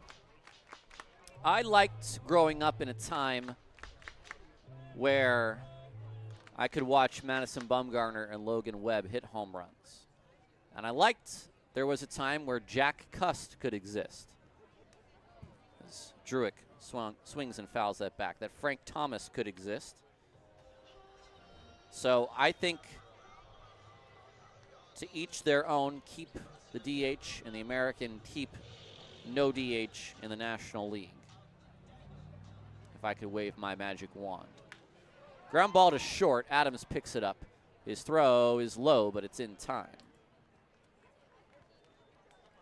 That's the first out of the 6th inning. That'll bring up Harris, who's 0 for 3. My favorite baller jersey, Diane wants to know. That's a good question. Is it from this year's selection? That would be home, away, Oakland stands up, or Pelotteros. Really the only one that's not shown there is the jersey we did last year, which was the golds, which we really did not wear all that often. First pitch from Harris is fouled away.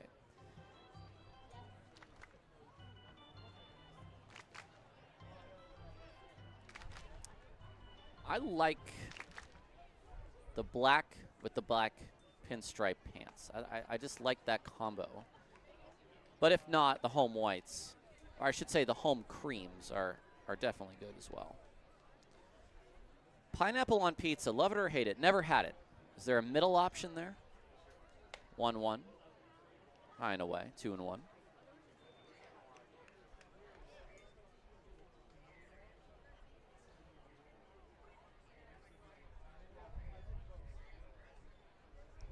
Breakfast question. Okay. This is fouled down the line by Harris. It's 2-2. I have a lot of opinions on breakfast, and I have a lot of favorite breakfast places. We talked about brunch already a couple days ago. That was on Sunday's game. We definitely hit up a number of spots where you need to go to brunch. Sunny side up or over easy? Scrambled or fried? How about that? Pancakes or waffles? I am partial to the waffle myself. 2-2. Harris takes off the plate.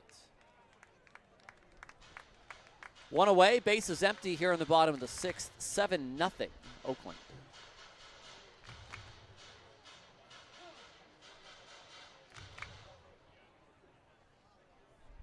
Bob wants to know how many pitchers are on the rotation as Harris picks up his first single to left. Well, right now there are 6.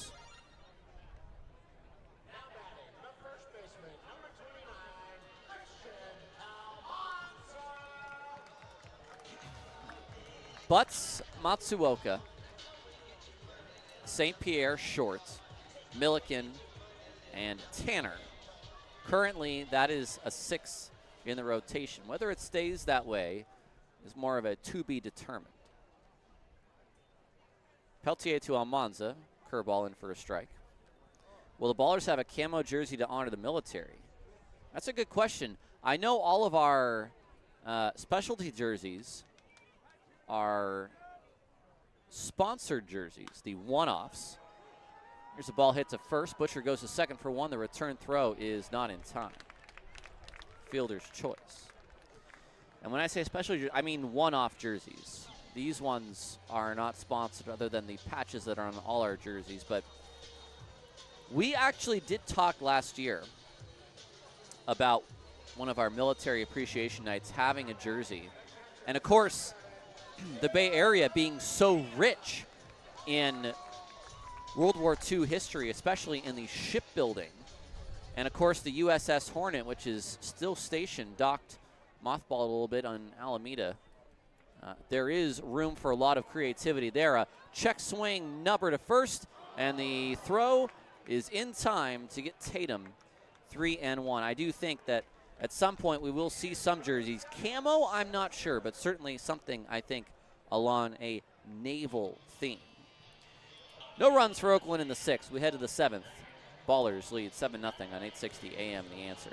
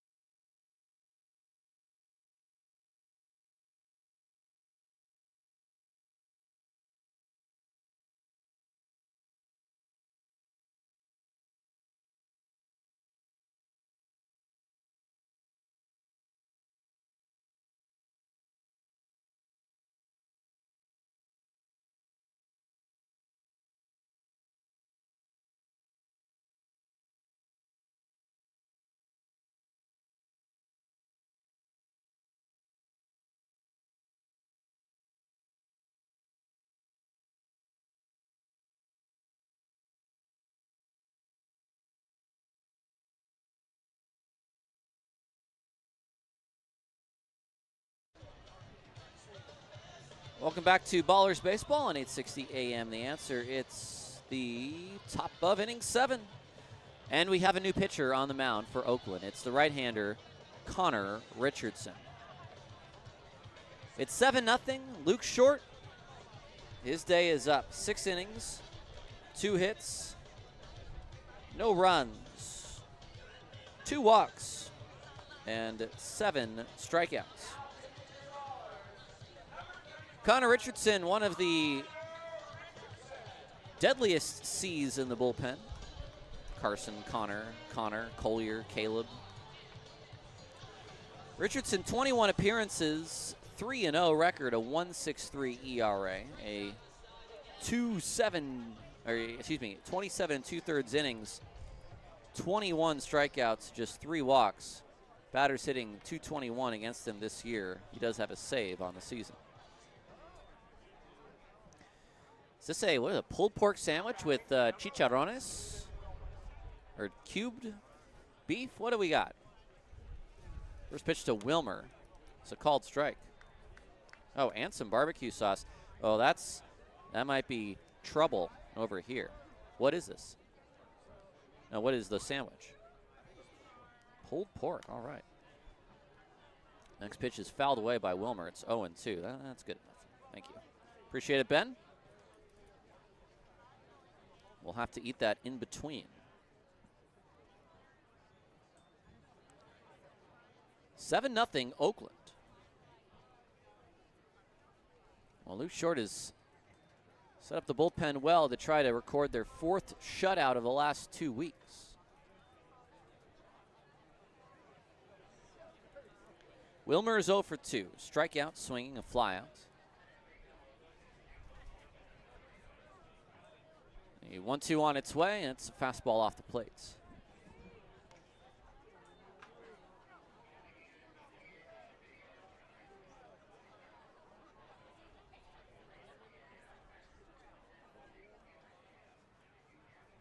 Two Wilmer swings and fouls one out of the glove of Tatum.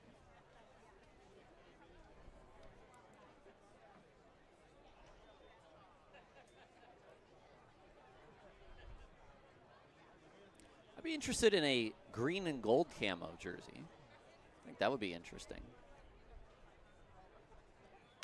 Wilmer to center field. That's down for a base hit. It's the 3rd hit for the Vibes today, all singles.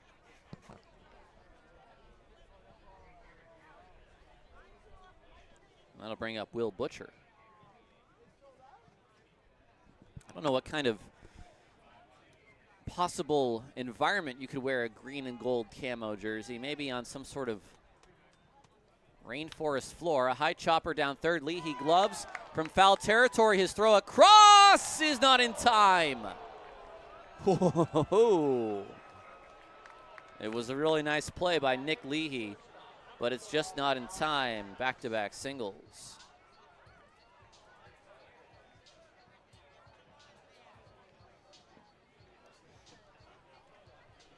Alex Adams, 2 on. And nobody out in the 7th.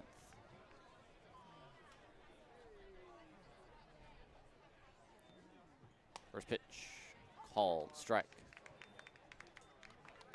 0-1 to Adams, who's 0 for 2. Fly out and line out.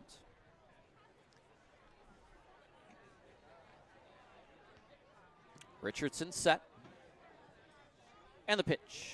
Breaking ball stays just inside. It's 1-1.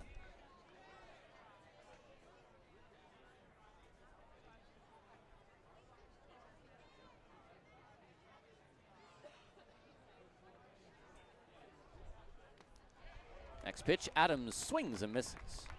It's 1-2. Maybe green and gold camo would work with, like, I don't know, like the Everglades, swamp camouflage. 1-2 on its way. Adams takes a breaking ball for strike 3, and now he's going to challenge. So let's see what we got. It looked a little off the plate.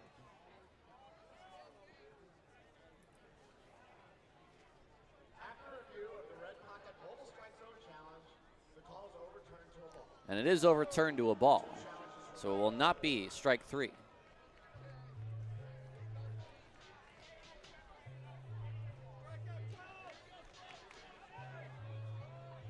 So Adams alive for at least one more pitch. It's 2-2.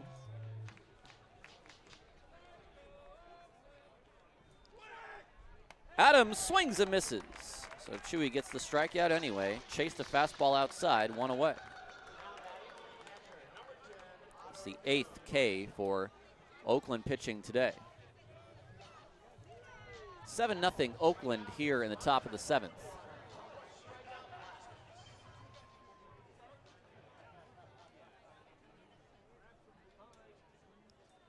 Richardson throws. First pitch breaking ball. It's a called strike 1.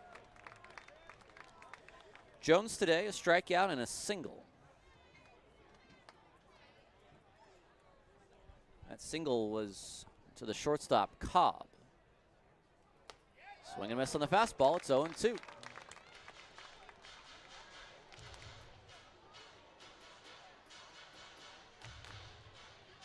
Ground ball could get Richardson out of the inning.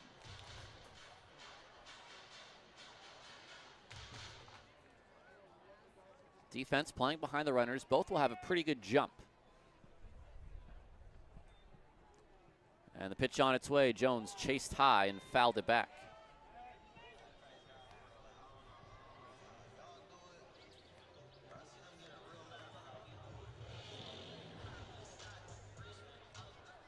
Oh, 2 to Jones.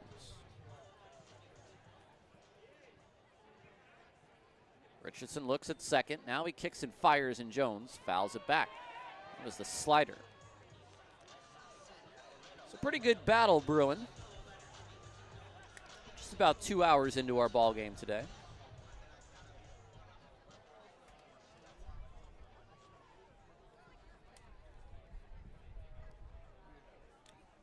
Richie comes set again. The 0-2, Jones hits this out to left. Helmick looks up, and that is gone. And Otto Jones, you can put that on his individual board. That's his first professional home run.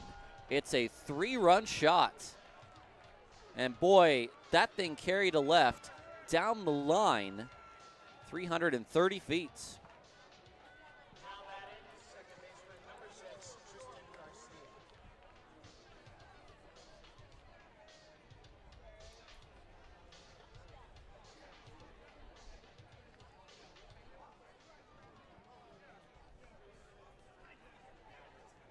7-3 our score.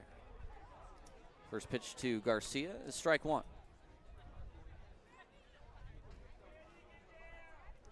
Hey, listen, if everyone in the YouTube chat wants to put enough pressure on Brian to get the camo jerseys going, Brian, he does listen to pressure.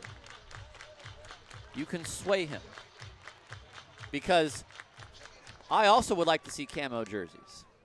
So everybody get on Brian. He may not have any say in the matter, but you can certainly hound him. Brian at oaklandballers.com if you so choose. 5-1-0. No, I'm just kidding. Garcia takes high. It's 2-2.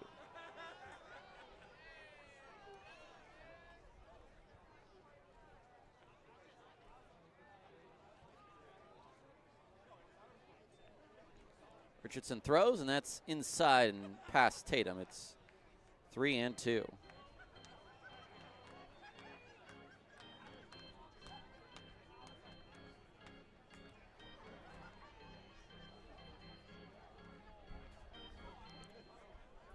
Full count pitch on its way to Garcia. He swings and fouls that out of play. A 3-run shot by Jones has gotten Rocky Mountain on the board here in the 7th. 7-3.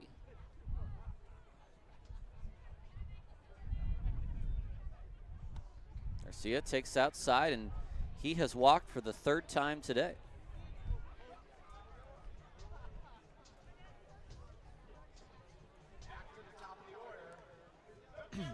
That'll bring up Carter Booth, who this should be the last opportunity for beer tonight. Here comes Jim Dietrich.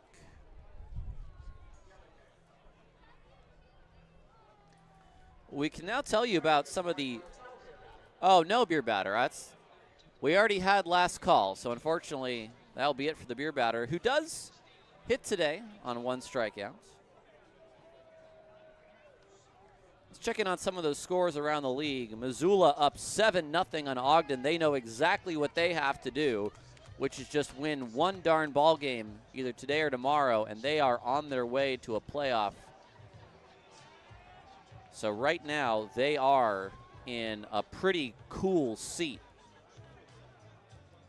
after Yuba blew it last night, and in consecutive days, mind you, blowing late leads.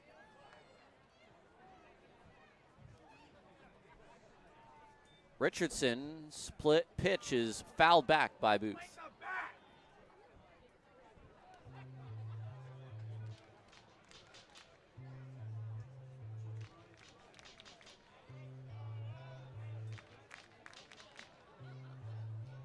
One out, a man at first, an 0-1 count. Pitch on its way is swung on a miss. Slider from Richardson. Elsewhere, Billings 7-3 over Glacier. Great Falls 6-2 over Idaho Falls. What has gotten into Great Falls? They've won 4 straight over Idaho Falls and now lead the Chuckers by 4 in the 2nd inning.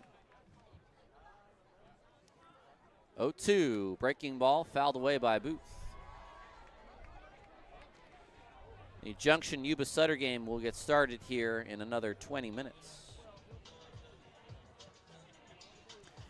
We'll see different opponents in the second half, of course, for Oakland, and of course some familiar faces as well. Take a look at that second half schedule here coming up after the break. Swing and a miss by Booth, and he Ks. It's the 8th strikeouts for it is the 2nd strikeout for Richardson. It's the 9th strikeout overall for Ballers pitching today. And that'll bring up Sam Linscott.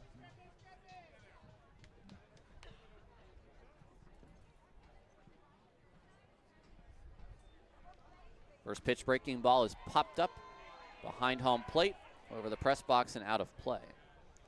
7-3 Oakland here in the 7th.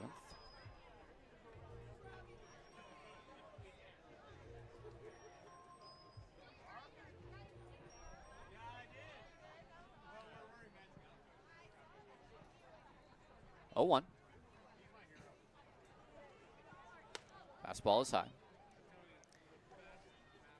Tyler Lozano, for those asking, it is still sort of an evaluation period on his quad.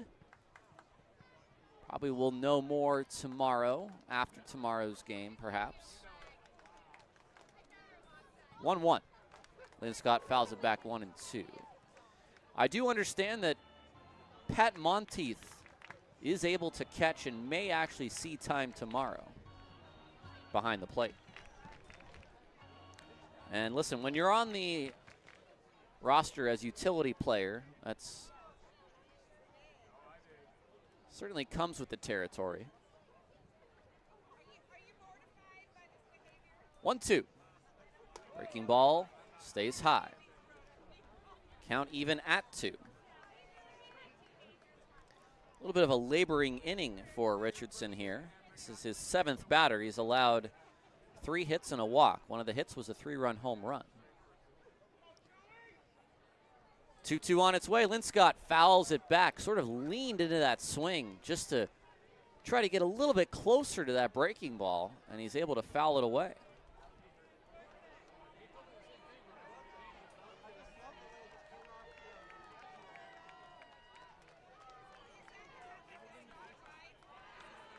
Richardson set. The pitch on its way is down the line, foul.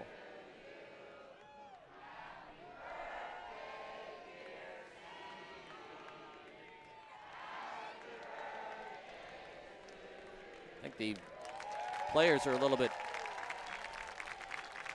perplexed that happy birthday broke out amongst the crowd on a 2-2 pitch. The drama on the field taking a back seat. Richardson, a check of first. Now he throws to the plate, and Linscott chases wildly above his head, but fouls it back.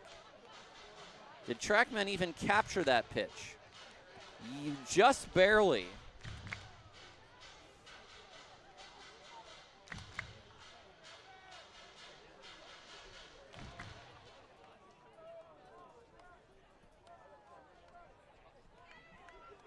Another 2-2. Linscott's in swing mode, and the pitch is in the dirt. This is a long top of the 7th.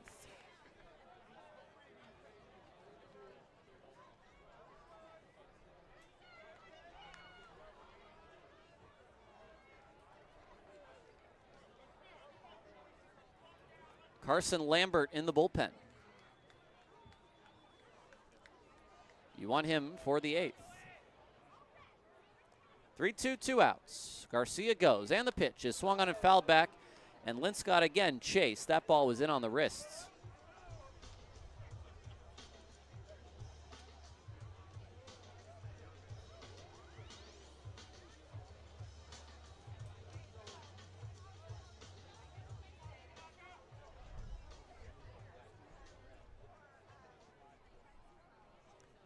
Three, 2 outs. The pitch on its way is swung on, hit to left field. Helmick at the track. Helmick takes a step in, and he makes the catch. That ends the inning. It's 3 runs on 3 hits, no errors, and a man left on base. 7-3, the Ballers lead on 860 AM. The Answer.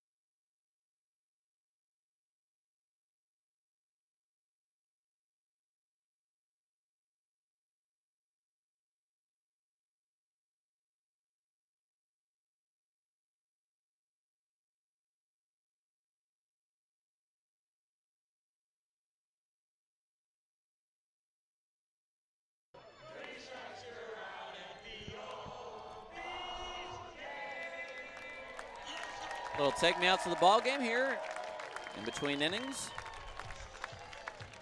New pitcher for the Vibes. It's number 26, Caden Kratz. Takes over for Tom Peltier. He'll face Leahy, Pierce, and Santos in this 7-3 game.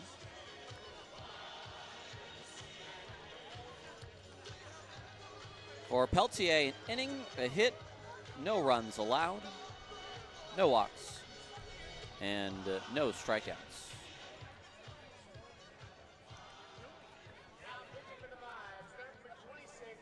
Caden Kratz has 6.20 ERA, 21 appearances, 1-0 record, 28 Ks, 18 walks in 24 and 2/3 innings.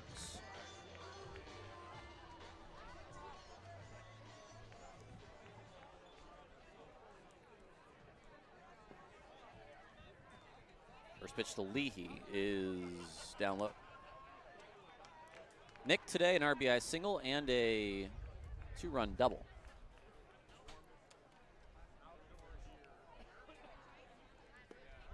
Leahy takes low.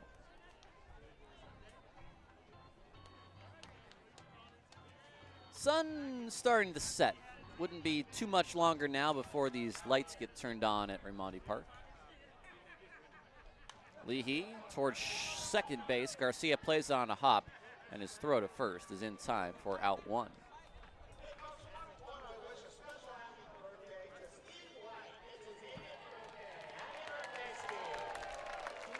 We'll bring up Pierce, who is 1 for 3 today.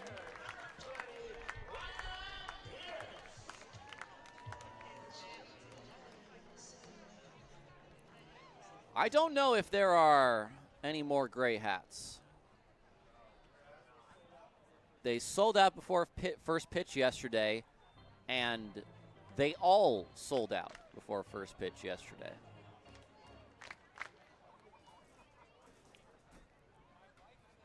One 0. Pierce takes one in the dirt. 2-0. And if you're wondering, I did not even get a gray hat. So I'll commiserate with you. 1-0. Pierce fouls it away. Or sorry, it is 2-1 now.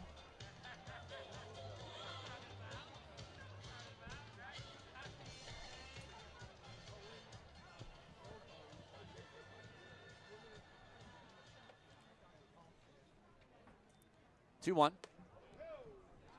It's a check swing. Yes, Robert, your son gets a discount at Oaklandish. If he has not shared that with you after a year and a half, I would ask him about that.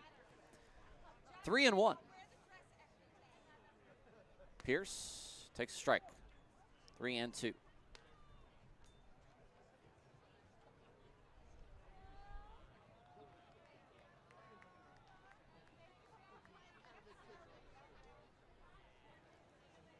Set is Kratz. His payoff pitch to Pierce is fouled away.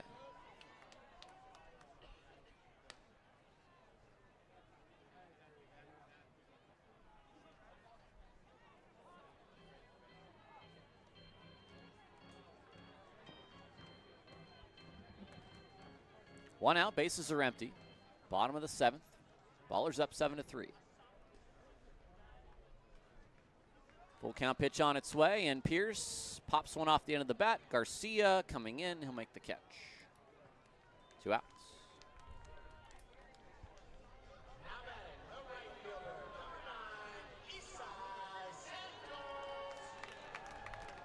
That'll bring up Isai Santos.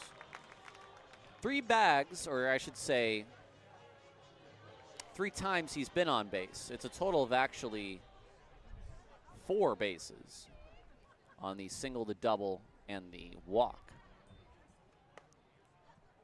First pitch is a ball, 1-0, a little touch high. You do get a total base on a walk, don't you? Yes, you do. Okay. You do not. Oh, take it back then. That's down low. I guess it is a reflection of your slugging percentage then at 90 if you have 94 total bases. Okay. So just the 3 bags for Eastside today. Next pitch is fouled out of play, 2-1.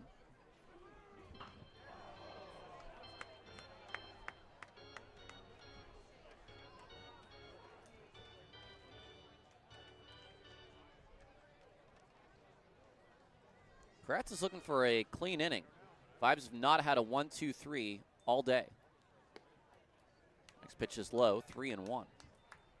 The closest they got is in the first when they gave up a home run, or in the fourth when they gave up a double. They also gave up a single in the 6th. They've had some 4-batter innings as Eastside pops it up out of play, 3-2.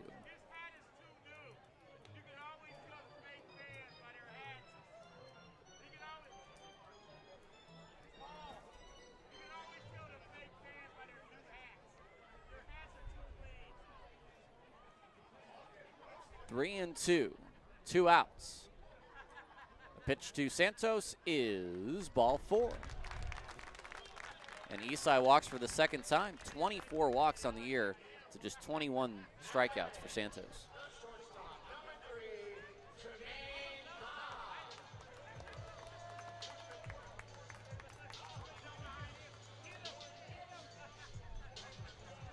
Cobb is 1 for 4. The RBI single he had came back in the 5th. Kratz throws, and the first pitch is a called strike on the outer corner. 7-3, Oakland leads in the bottom of the 7th. It is getting chillier by the 2nd at Raimondi.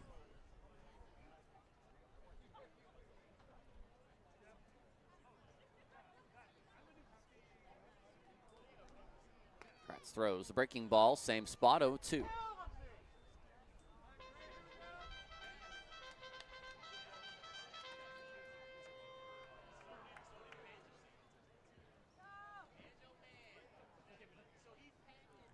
Kratz is set. And the 0-2. Instead, a throw to first.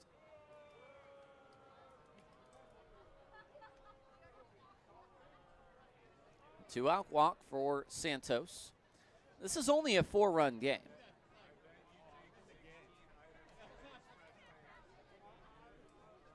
Pitch to Cobb is in the dirt, blocked by Jones well.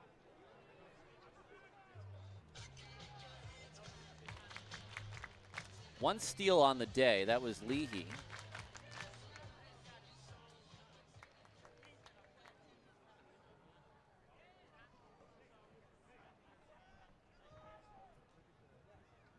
Would Eastside go? 1-2 to Cobb.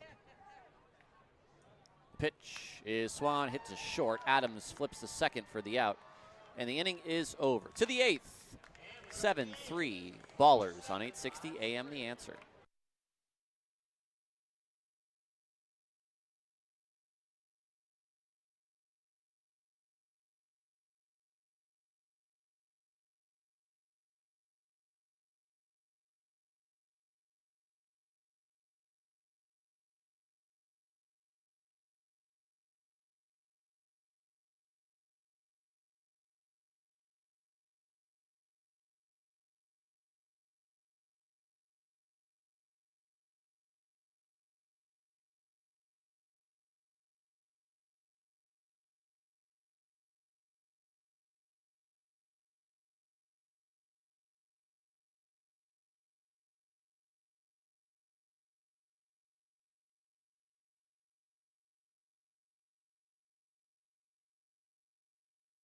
Sure.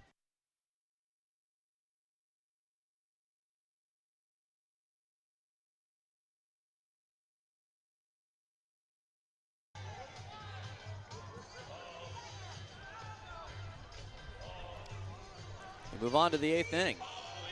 And you know who gets the 8th inning. That's right. It's Carson Lambert, the right-hander. A man who has a, ready? 0.72 ERA. Not since Dan Kubiak of Ogden have I seen an ERA that low from a bullpen arm. It's a 7-3 game in which Oakland leads. Connor Richardson has one of his more bumpy outings of the year. An inning, 3 hits, 3 runs, all earned, a walk, and 2 strikeouts.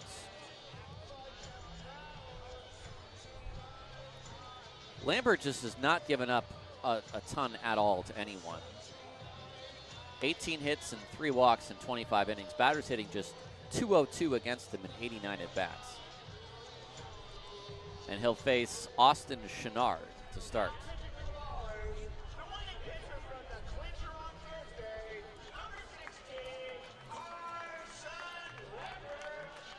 As Mark Conn reminds everyone, it was Lambert on the hill that pitched the 8th and the 9th and got the win on Thursday in Oakland's first half championship victory.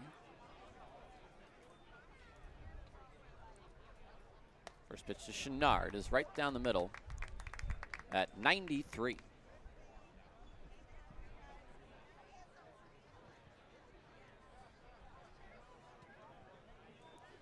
The 0-1. Fastball, strike 2, 93. Chenard takes time.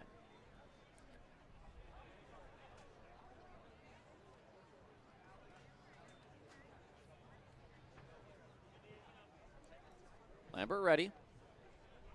I don't think this is anything than a, oh, excuse me, this is a breaking ball. Completely fooled me. I was sitting 93. Instead, it was 83.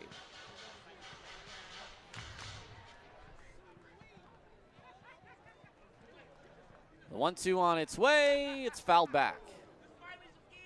94 from Lambert.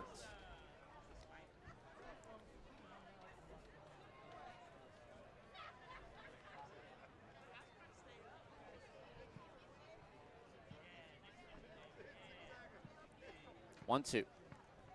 Lambert kicks and fires, and it's fouled away by Chenard. Giving it a look is the new right fielder, Lou Helmick. So Bugs is now in center. So Bugs enters for Santos. Druick moves to left.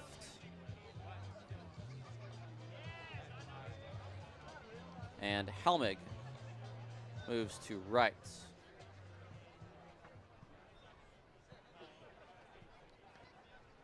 Lambert's at the plate, and Chenard hits a ground ball to Leahy, stops on the backhand, gets up, throws across diamond in time. Nice work from Nick.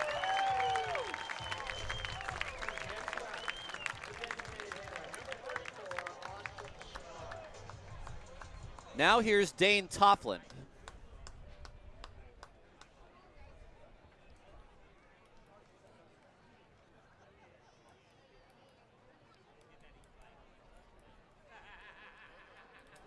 Tofflin today is 0 for 3. First pitch is down low. So Bugs will bat in the 9th hole for Santos.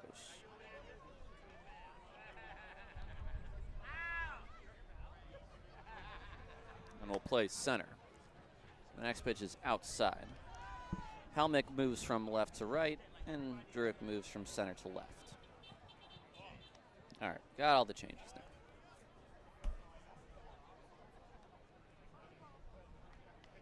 Two up.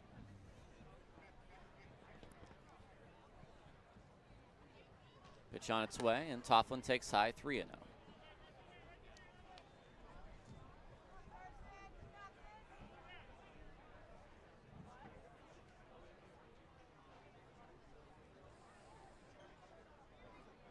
Lambert from the windup. The 3-0 is right down the middle.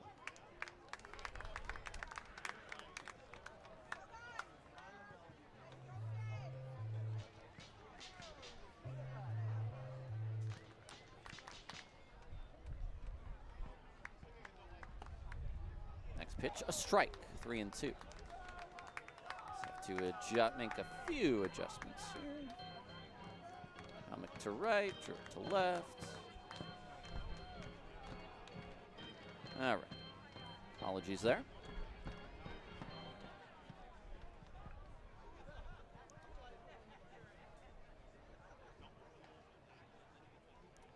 Full count to Toffland. Pitch on its way is swung on and missed. 94 from Lambert. The last 4 pitches, all at 94.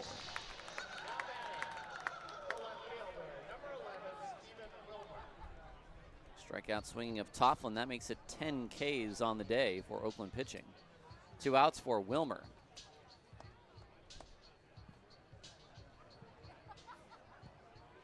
(7-3) Oakland leads in the 8th. Lambert throws and Wilmer takes high. Appeal to third. Shields says no swing.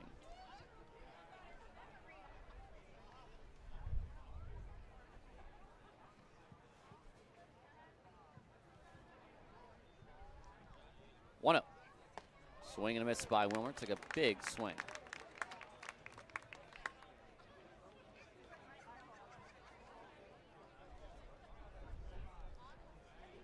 Base is empty here in the 8th.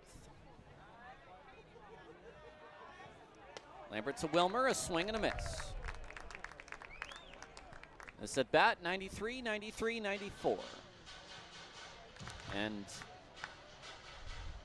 if I'm Tatum, I'm throwing down one finger and then I'm putting my glove up high. 1-2 on its way. And Lambert went again to the changeup or the slider. The 2 times I have said this is going to be a fastball. Both times is the only time that Lambert has thrown something other than the fastball. 2-2 is 94 above the zone, 3-2.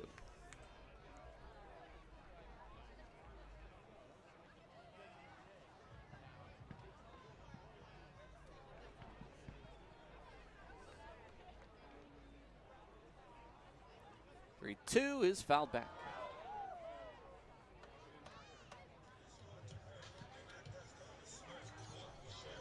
7-3 Oakland in the 8th. For the Ballers on the other side, we'll see Helmick, Druick, and Harris bat next. Lambert peers into Tatum. The kick and the pitch is swung on and just fouled back.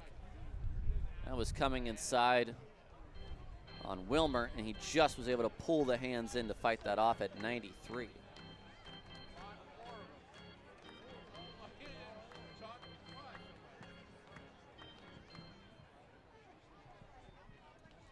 (3-2) with 2 outs is swung on, popped up, out of play, foul. 93 from Wilmer. Still hanging in there.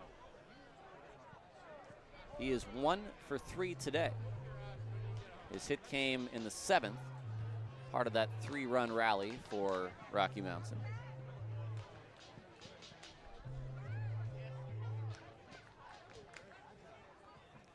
From the windup, the 3-2 is swung on, hit to center field pretty deep. Back is Bugs at the track. He's there, he reaches up, and he makes the catch. 3 outs in the 8th. And we head to the bottom of the inning, 7-3 Oakland on 860 AM. The Answer.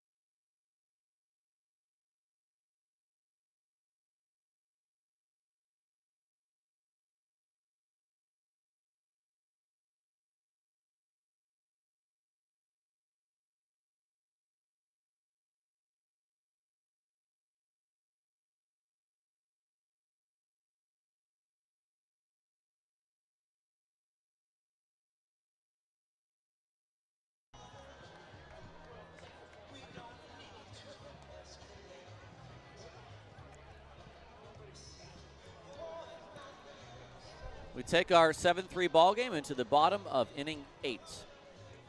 And another new arm for Les Lancaster and the Rocky Mountain Vibes. It's the lefty, Gabe White. White, you could say, is their best bullpen arm. He has the numbers to prove it. 0-1 record, 17 appearances, a 4.42 ERA. 31 strikeouts in 18 1/3 innings.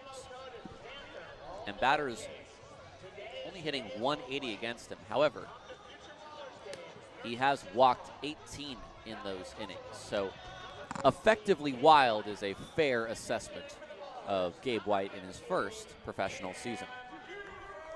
Caden Kratz, an inning, no hits, no runs, a walk, and no strikeouts. So here is Cam Buford. Cam will pinch hit for Lou Helmick and then maybe take over in the outfield. First pitch breaking ball is low.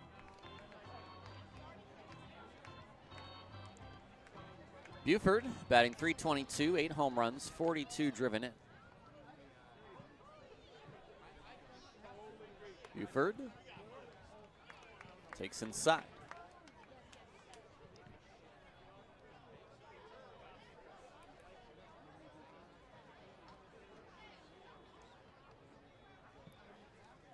White's next pitch, fastball inside. So Buford, the pinch hitter in the 8th. 3-0 count. The high kick from White, and the pitch is a strike on the inside. I see no other changes on Rocky Mountain's side. There may be some still yet for Oakland. Buford takes inside, it's ball 4. So Buford draws the walk, and that'll bring up Davis Druick.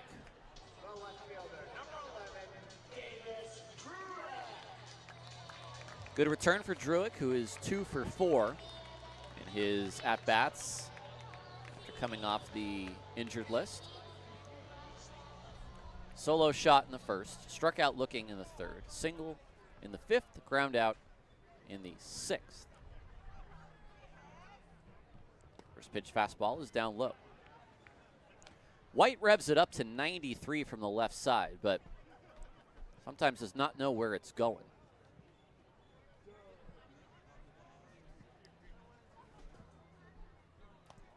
Right, big breaking ball outside. I will say, it makes him perfect for this league, because you want guys with a ton of talent that maybe sometimes just fully haven't figured it out yet. Swing and a miss by Druick. Got tied up there, 2-1. Sully getting ready in the Ballers bullpen.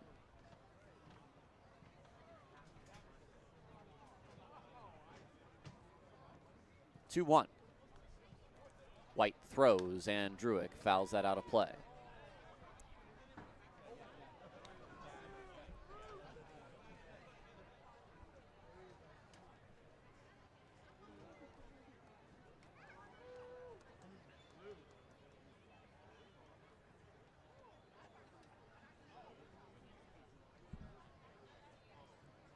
Next pitch, fastball off the plate. 3-2.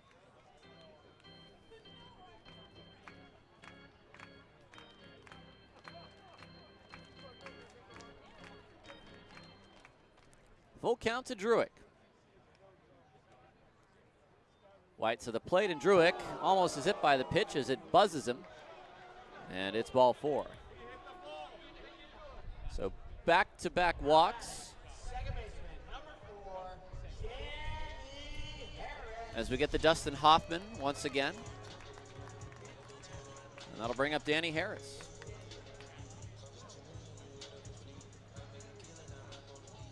Quick chat between Jones and his pitcher. Well, like I said, White does not allow very many hits. Batters only hit 180 against him for the year, but he has as many walks as innings, and now more walks than innings. First pitch, Harris takes high.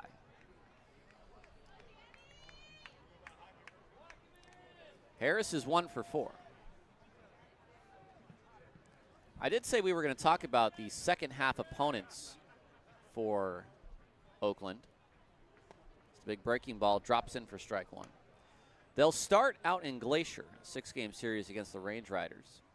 That'll be the final time those teams play each other, as they were set for an 18-game series this year, or 18-game season series.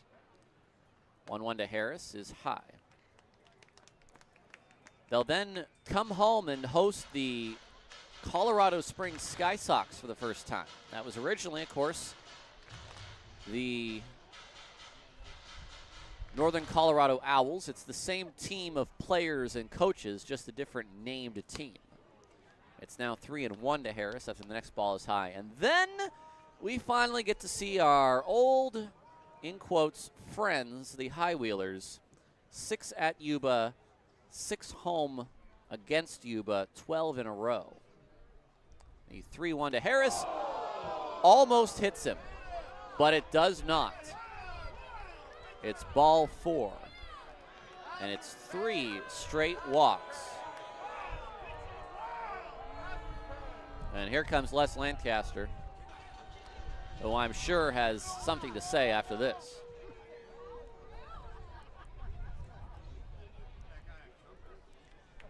After that 12 games against Yuba, they take one last flight out to Colorado, their last flight of the year. And it's 6 more against these Rocky Mountain vibes. 6 home against the Boise Hawks.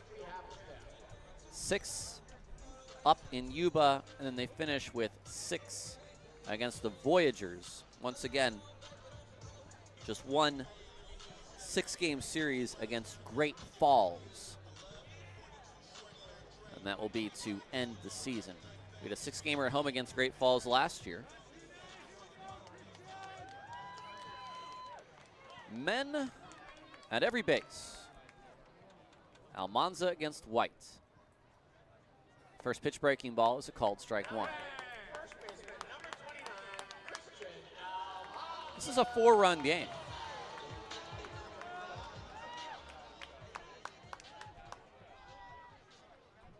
7-3 Oakland leads. Breaking ball high, 1-1. There's some more insurance. Not be a bad idea.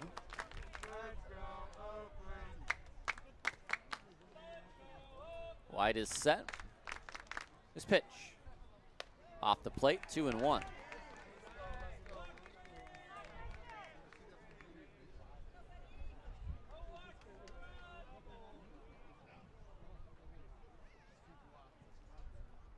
High leg kick. The pitch on its way is swung on and fouled away. 2-2. It's now 10-0 Missoula in their quest to just win one ball game and go to the playoffs. So they got to be feeling pretty good. 2-2. Almanza fouls it back. Billings 7, Glacier 6. That game in the bottom of the 6th. Voyagers 10, Chuckers 6 in the bottom of the 3rd. There's a couple teams that are going to go into the second half feeling pretty good about records resetting. I think Billings and now Great Falls will be 2 of those teams. Ground ball to Garcia. He'll go to second for 1. The return throw to first is just in time. And James Harris is saying that the first base player was off the bag, arguing with the umpire on that double play. A run does come in. It's a 4-6-3 double play. It's Buford that scores. Druick heads to third. Of course, no RBI for Almanza.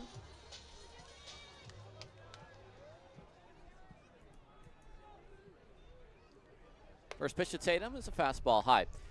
Tatum homered off of White on Sunday. He came in as a pinch hitter, saw one fastball at 92 down the middle, and sent it out of the ballpark. The 1-0. Fastball inside, 2-0. It's 8-3 now.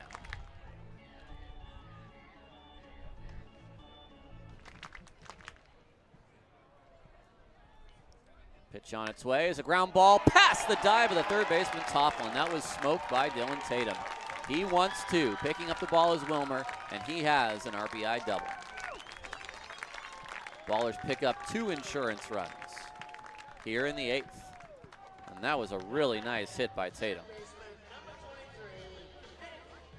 2 more for Dylan today. He now has 49 RBI on the year.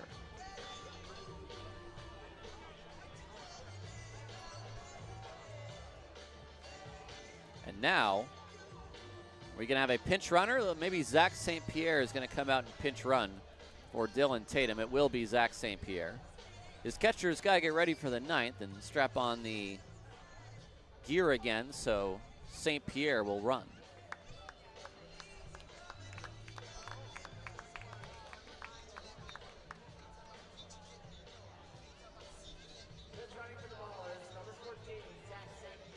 So Leahy with St. Pierre. St. Pierre this year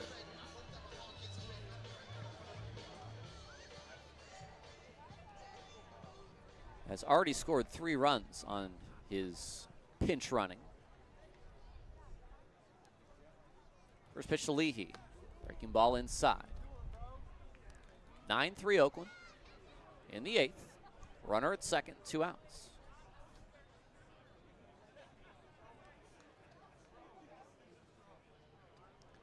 One up. Leahy down and in, 2-0.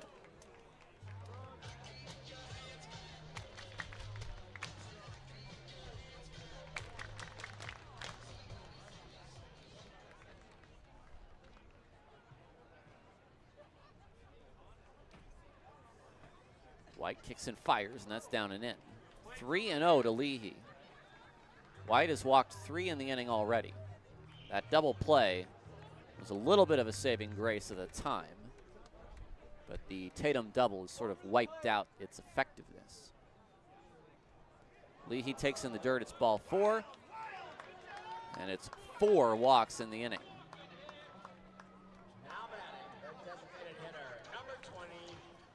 Not much that 92 will do if it's not in the zone.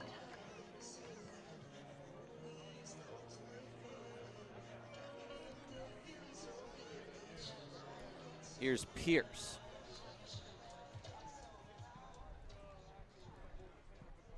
Still looking for his first pro home run. Swing and a foul ball. Attacked Pierce with a fastball there. 2 on, 2 outs. 9-3 Oakland leads. White set at the belt. And now his pitch to Pierce is down and in, the big curveball. 4 walks in the inning, 2 runs in. 1 on the double play, 1 on the double. St. Pierre leads from second, Leahy from first. Pitch to Pierce is a big cut and a miss of the breaking ball. It's 1-2. RBI single in the second, line out, strikeout, pop out for Pierce.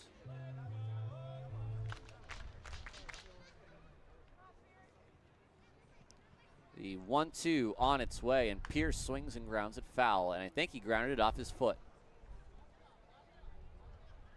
And he is going to take a moment to walk that off.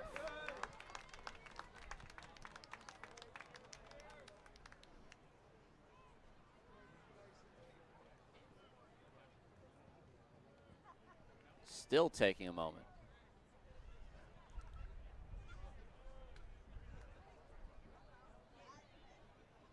Well, Bruce Valentine hasn't come out of the dugout, so Pierce is going to step back in the box.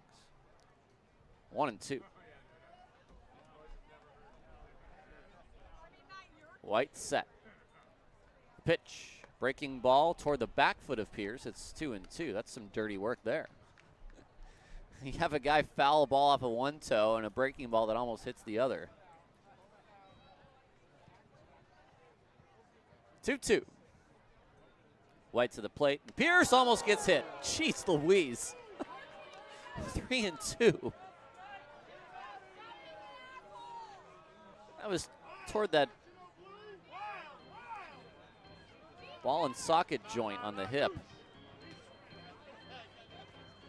Full count, runners will go with 2 outs. The pitch on its way, and he swings it to ground ball toward the third baseman, Tofflin, who boots it. It's an error. Everyone is safe. Bags are full. Bugs will bat.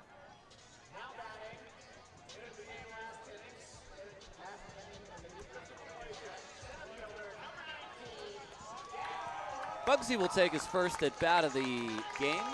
Gerald Bugs is second, batting .260, a home run, 11 RBI. Leads the team in steals, is Bugsy. Ground ball. Tofflin charges. He boots that one too. His throw to first. Oh, it's still in time. I don't know how. Aaron Miles running over to have a talk with Bill Shortridge.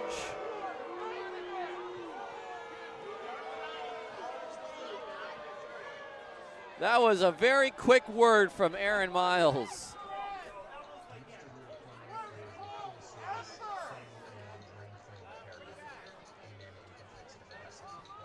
We're going to take a break, and we're going to come back. On 8:60 a.m. The Answer, it's 9-3 Ballers. We head to the ninth.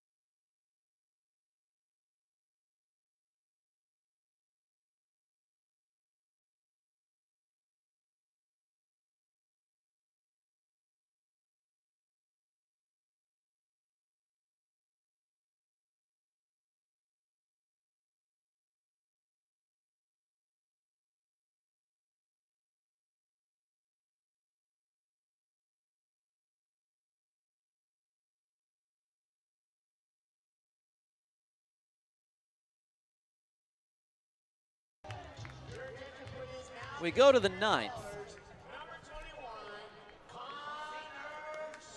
Did you hear that? Connor Sullivan into the game to potentially finish this one off.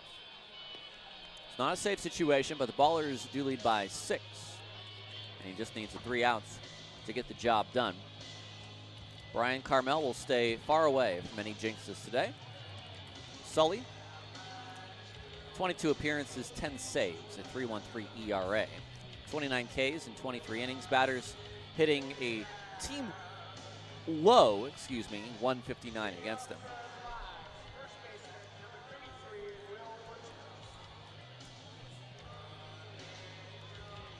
So Helmick is back in and left, or Helmick is back in and right, I should say.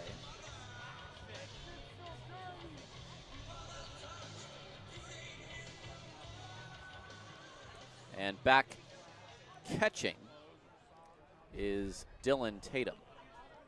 Here's Butcher. First pitch. It's a called strike.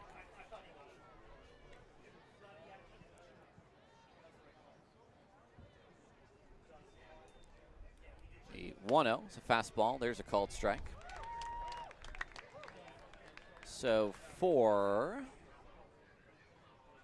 Lambert, it's a clean inning with just a strikeout. No hits allowed. Butcher to right field. Pushes Helmick back for a second. Now he comes in a few steps to make the catch. One away.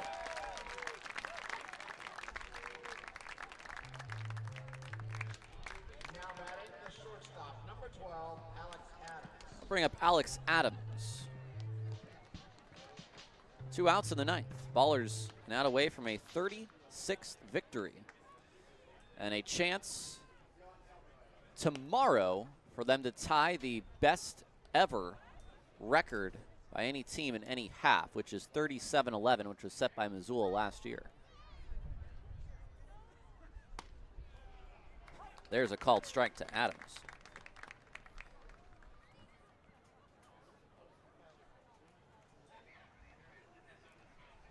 The 1-1.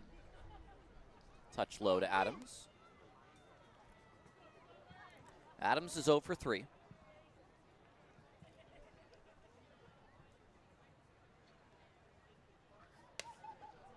There's a called strike, 2-2.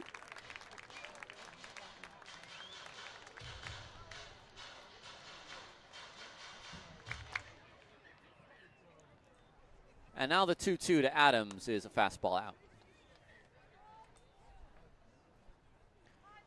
9-3. This one about to be wrapped up. Booney already with the backpack on. 3-2 is outside for ball 4.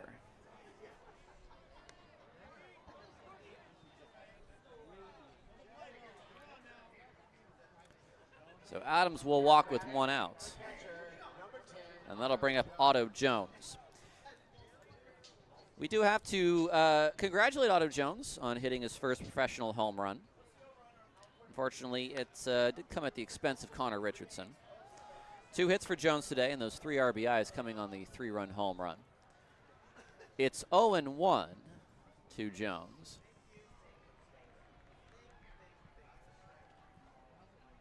After he fouls that ball away. Next pitch from Sully is a broken bat pop-up. Cobb, Adams, he is just, I don't know what he is doing. Adams is running on the play thinking there's 2 outs. Well, there's 2 outs on that play because the throwback from Cobb to first base ends this game. And that is one odd way to end this game. Adams had no idea how many outs there were.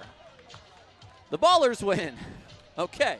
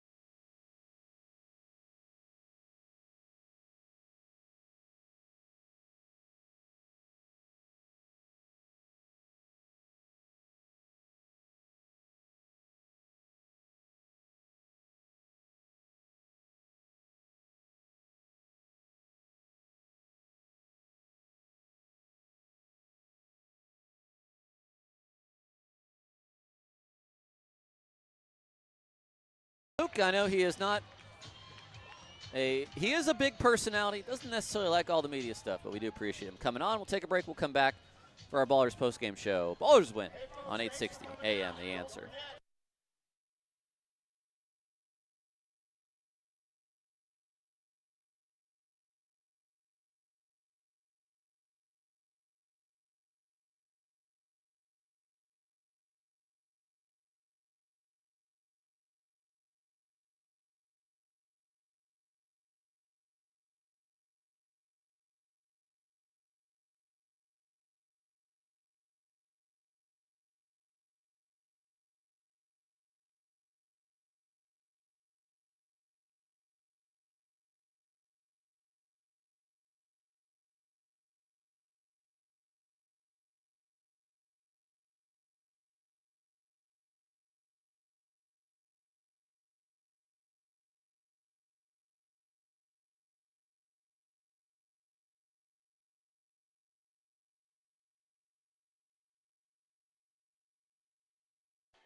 Just send it back. That's fine.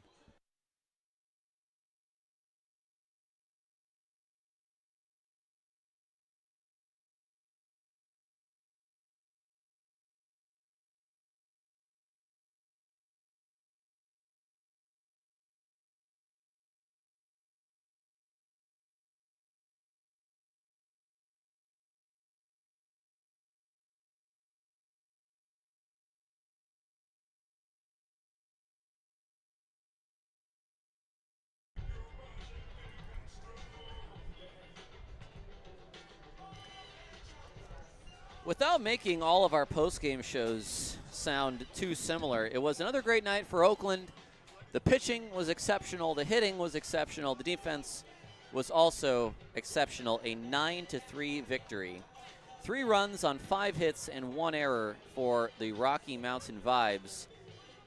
9 runs on 13 hits and 1 error for the Oakland Ballers. Luke Short is now 6-1 on the year. He ties Reed Butts for the team lead in wins. Shorty today, 6 innings, 2 hits, no runs, no earned runs, 2 walks, and 7 strikeouts. That is even, you could say, a little bit better than Noah Milliken, who went 6 innings last night and allowed 4 hits on 7 strikeouts and didn't allow any runs as well. I mean, just one after the other. Who do you want to talk about? These pitchers having just outstanding years, one after the other. New or old, it doesn't matter. The staff is incredible. Losing pitcher is Trey Morrell, who is now 2-2 on the year. Pitched the first 3 innings, allowed 3 earned runs on 5 hits and 2 walks, and struck out 3 batters. The bullpen for Oakland, the 3 runs came against Connor Richardson, who had a down day. Everybody has to have it at some point, and Chewy had one today. ERA still well low. Lambert, a clean inning with a strikeout, and Sully got a little bit of help by Alex Adams, who had no idea how many outs there were, and was thrown out on the base paths on one of the smallest pop-ups of the day to the shortstop. The 6-3 putouts to double him off.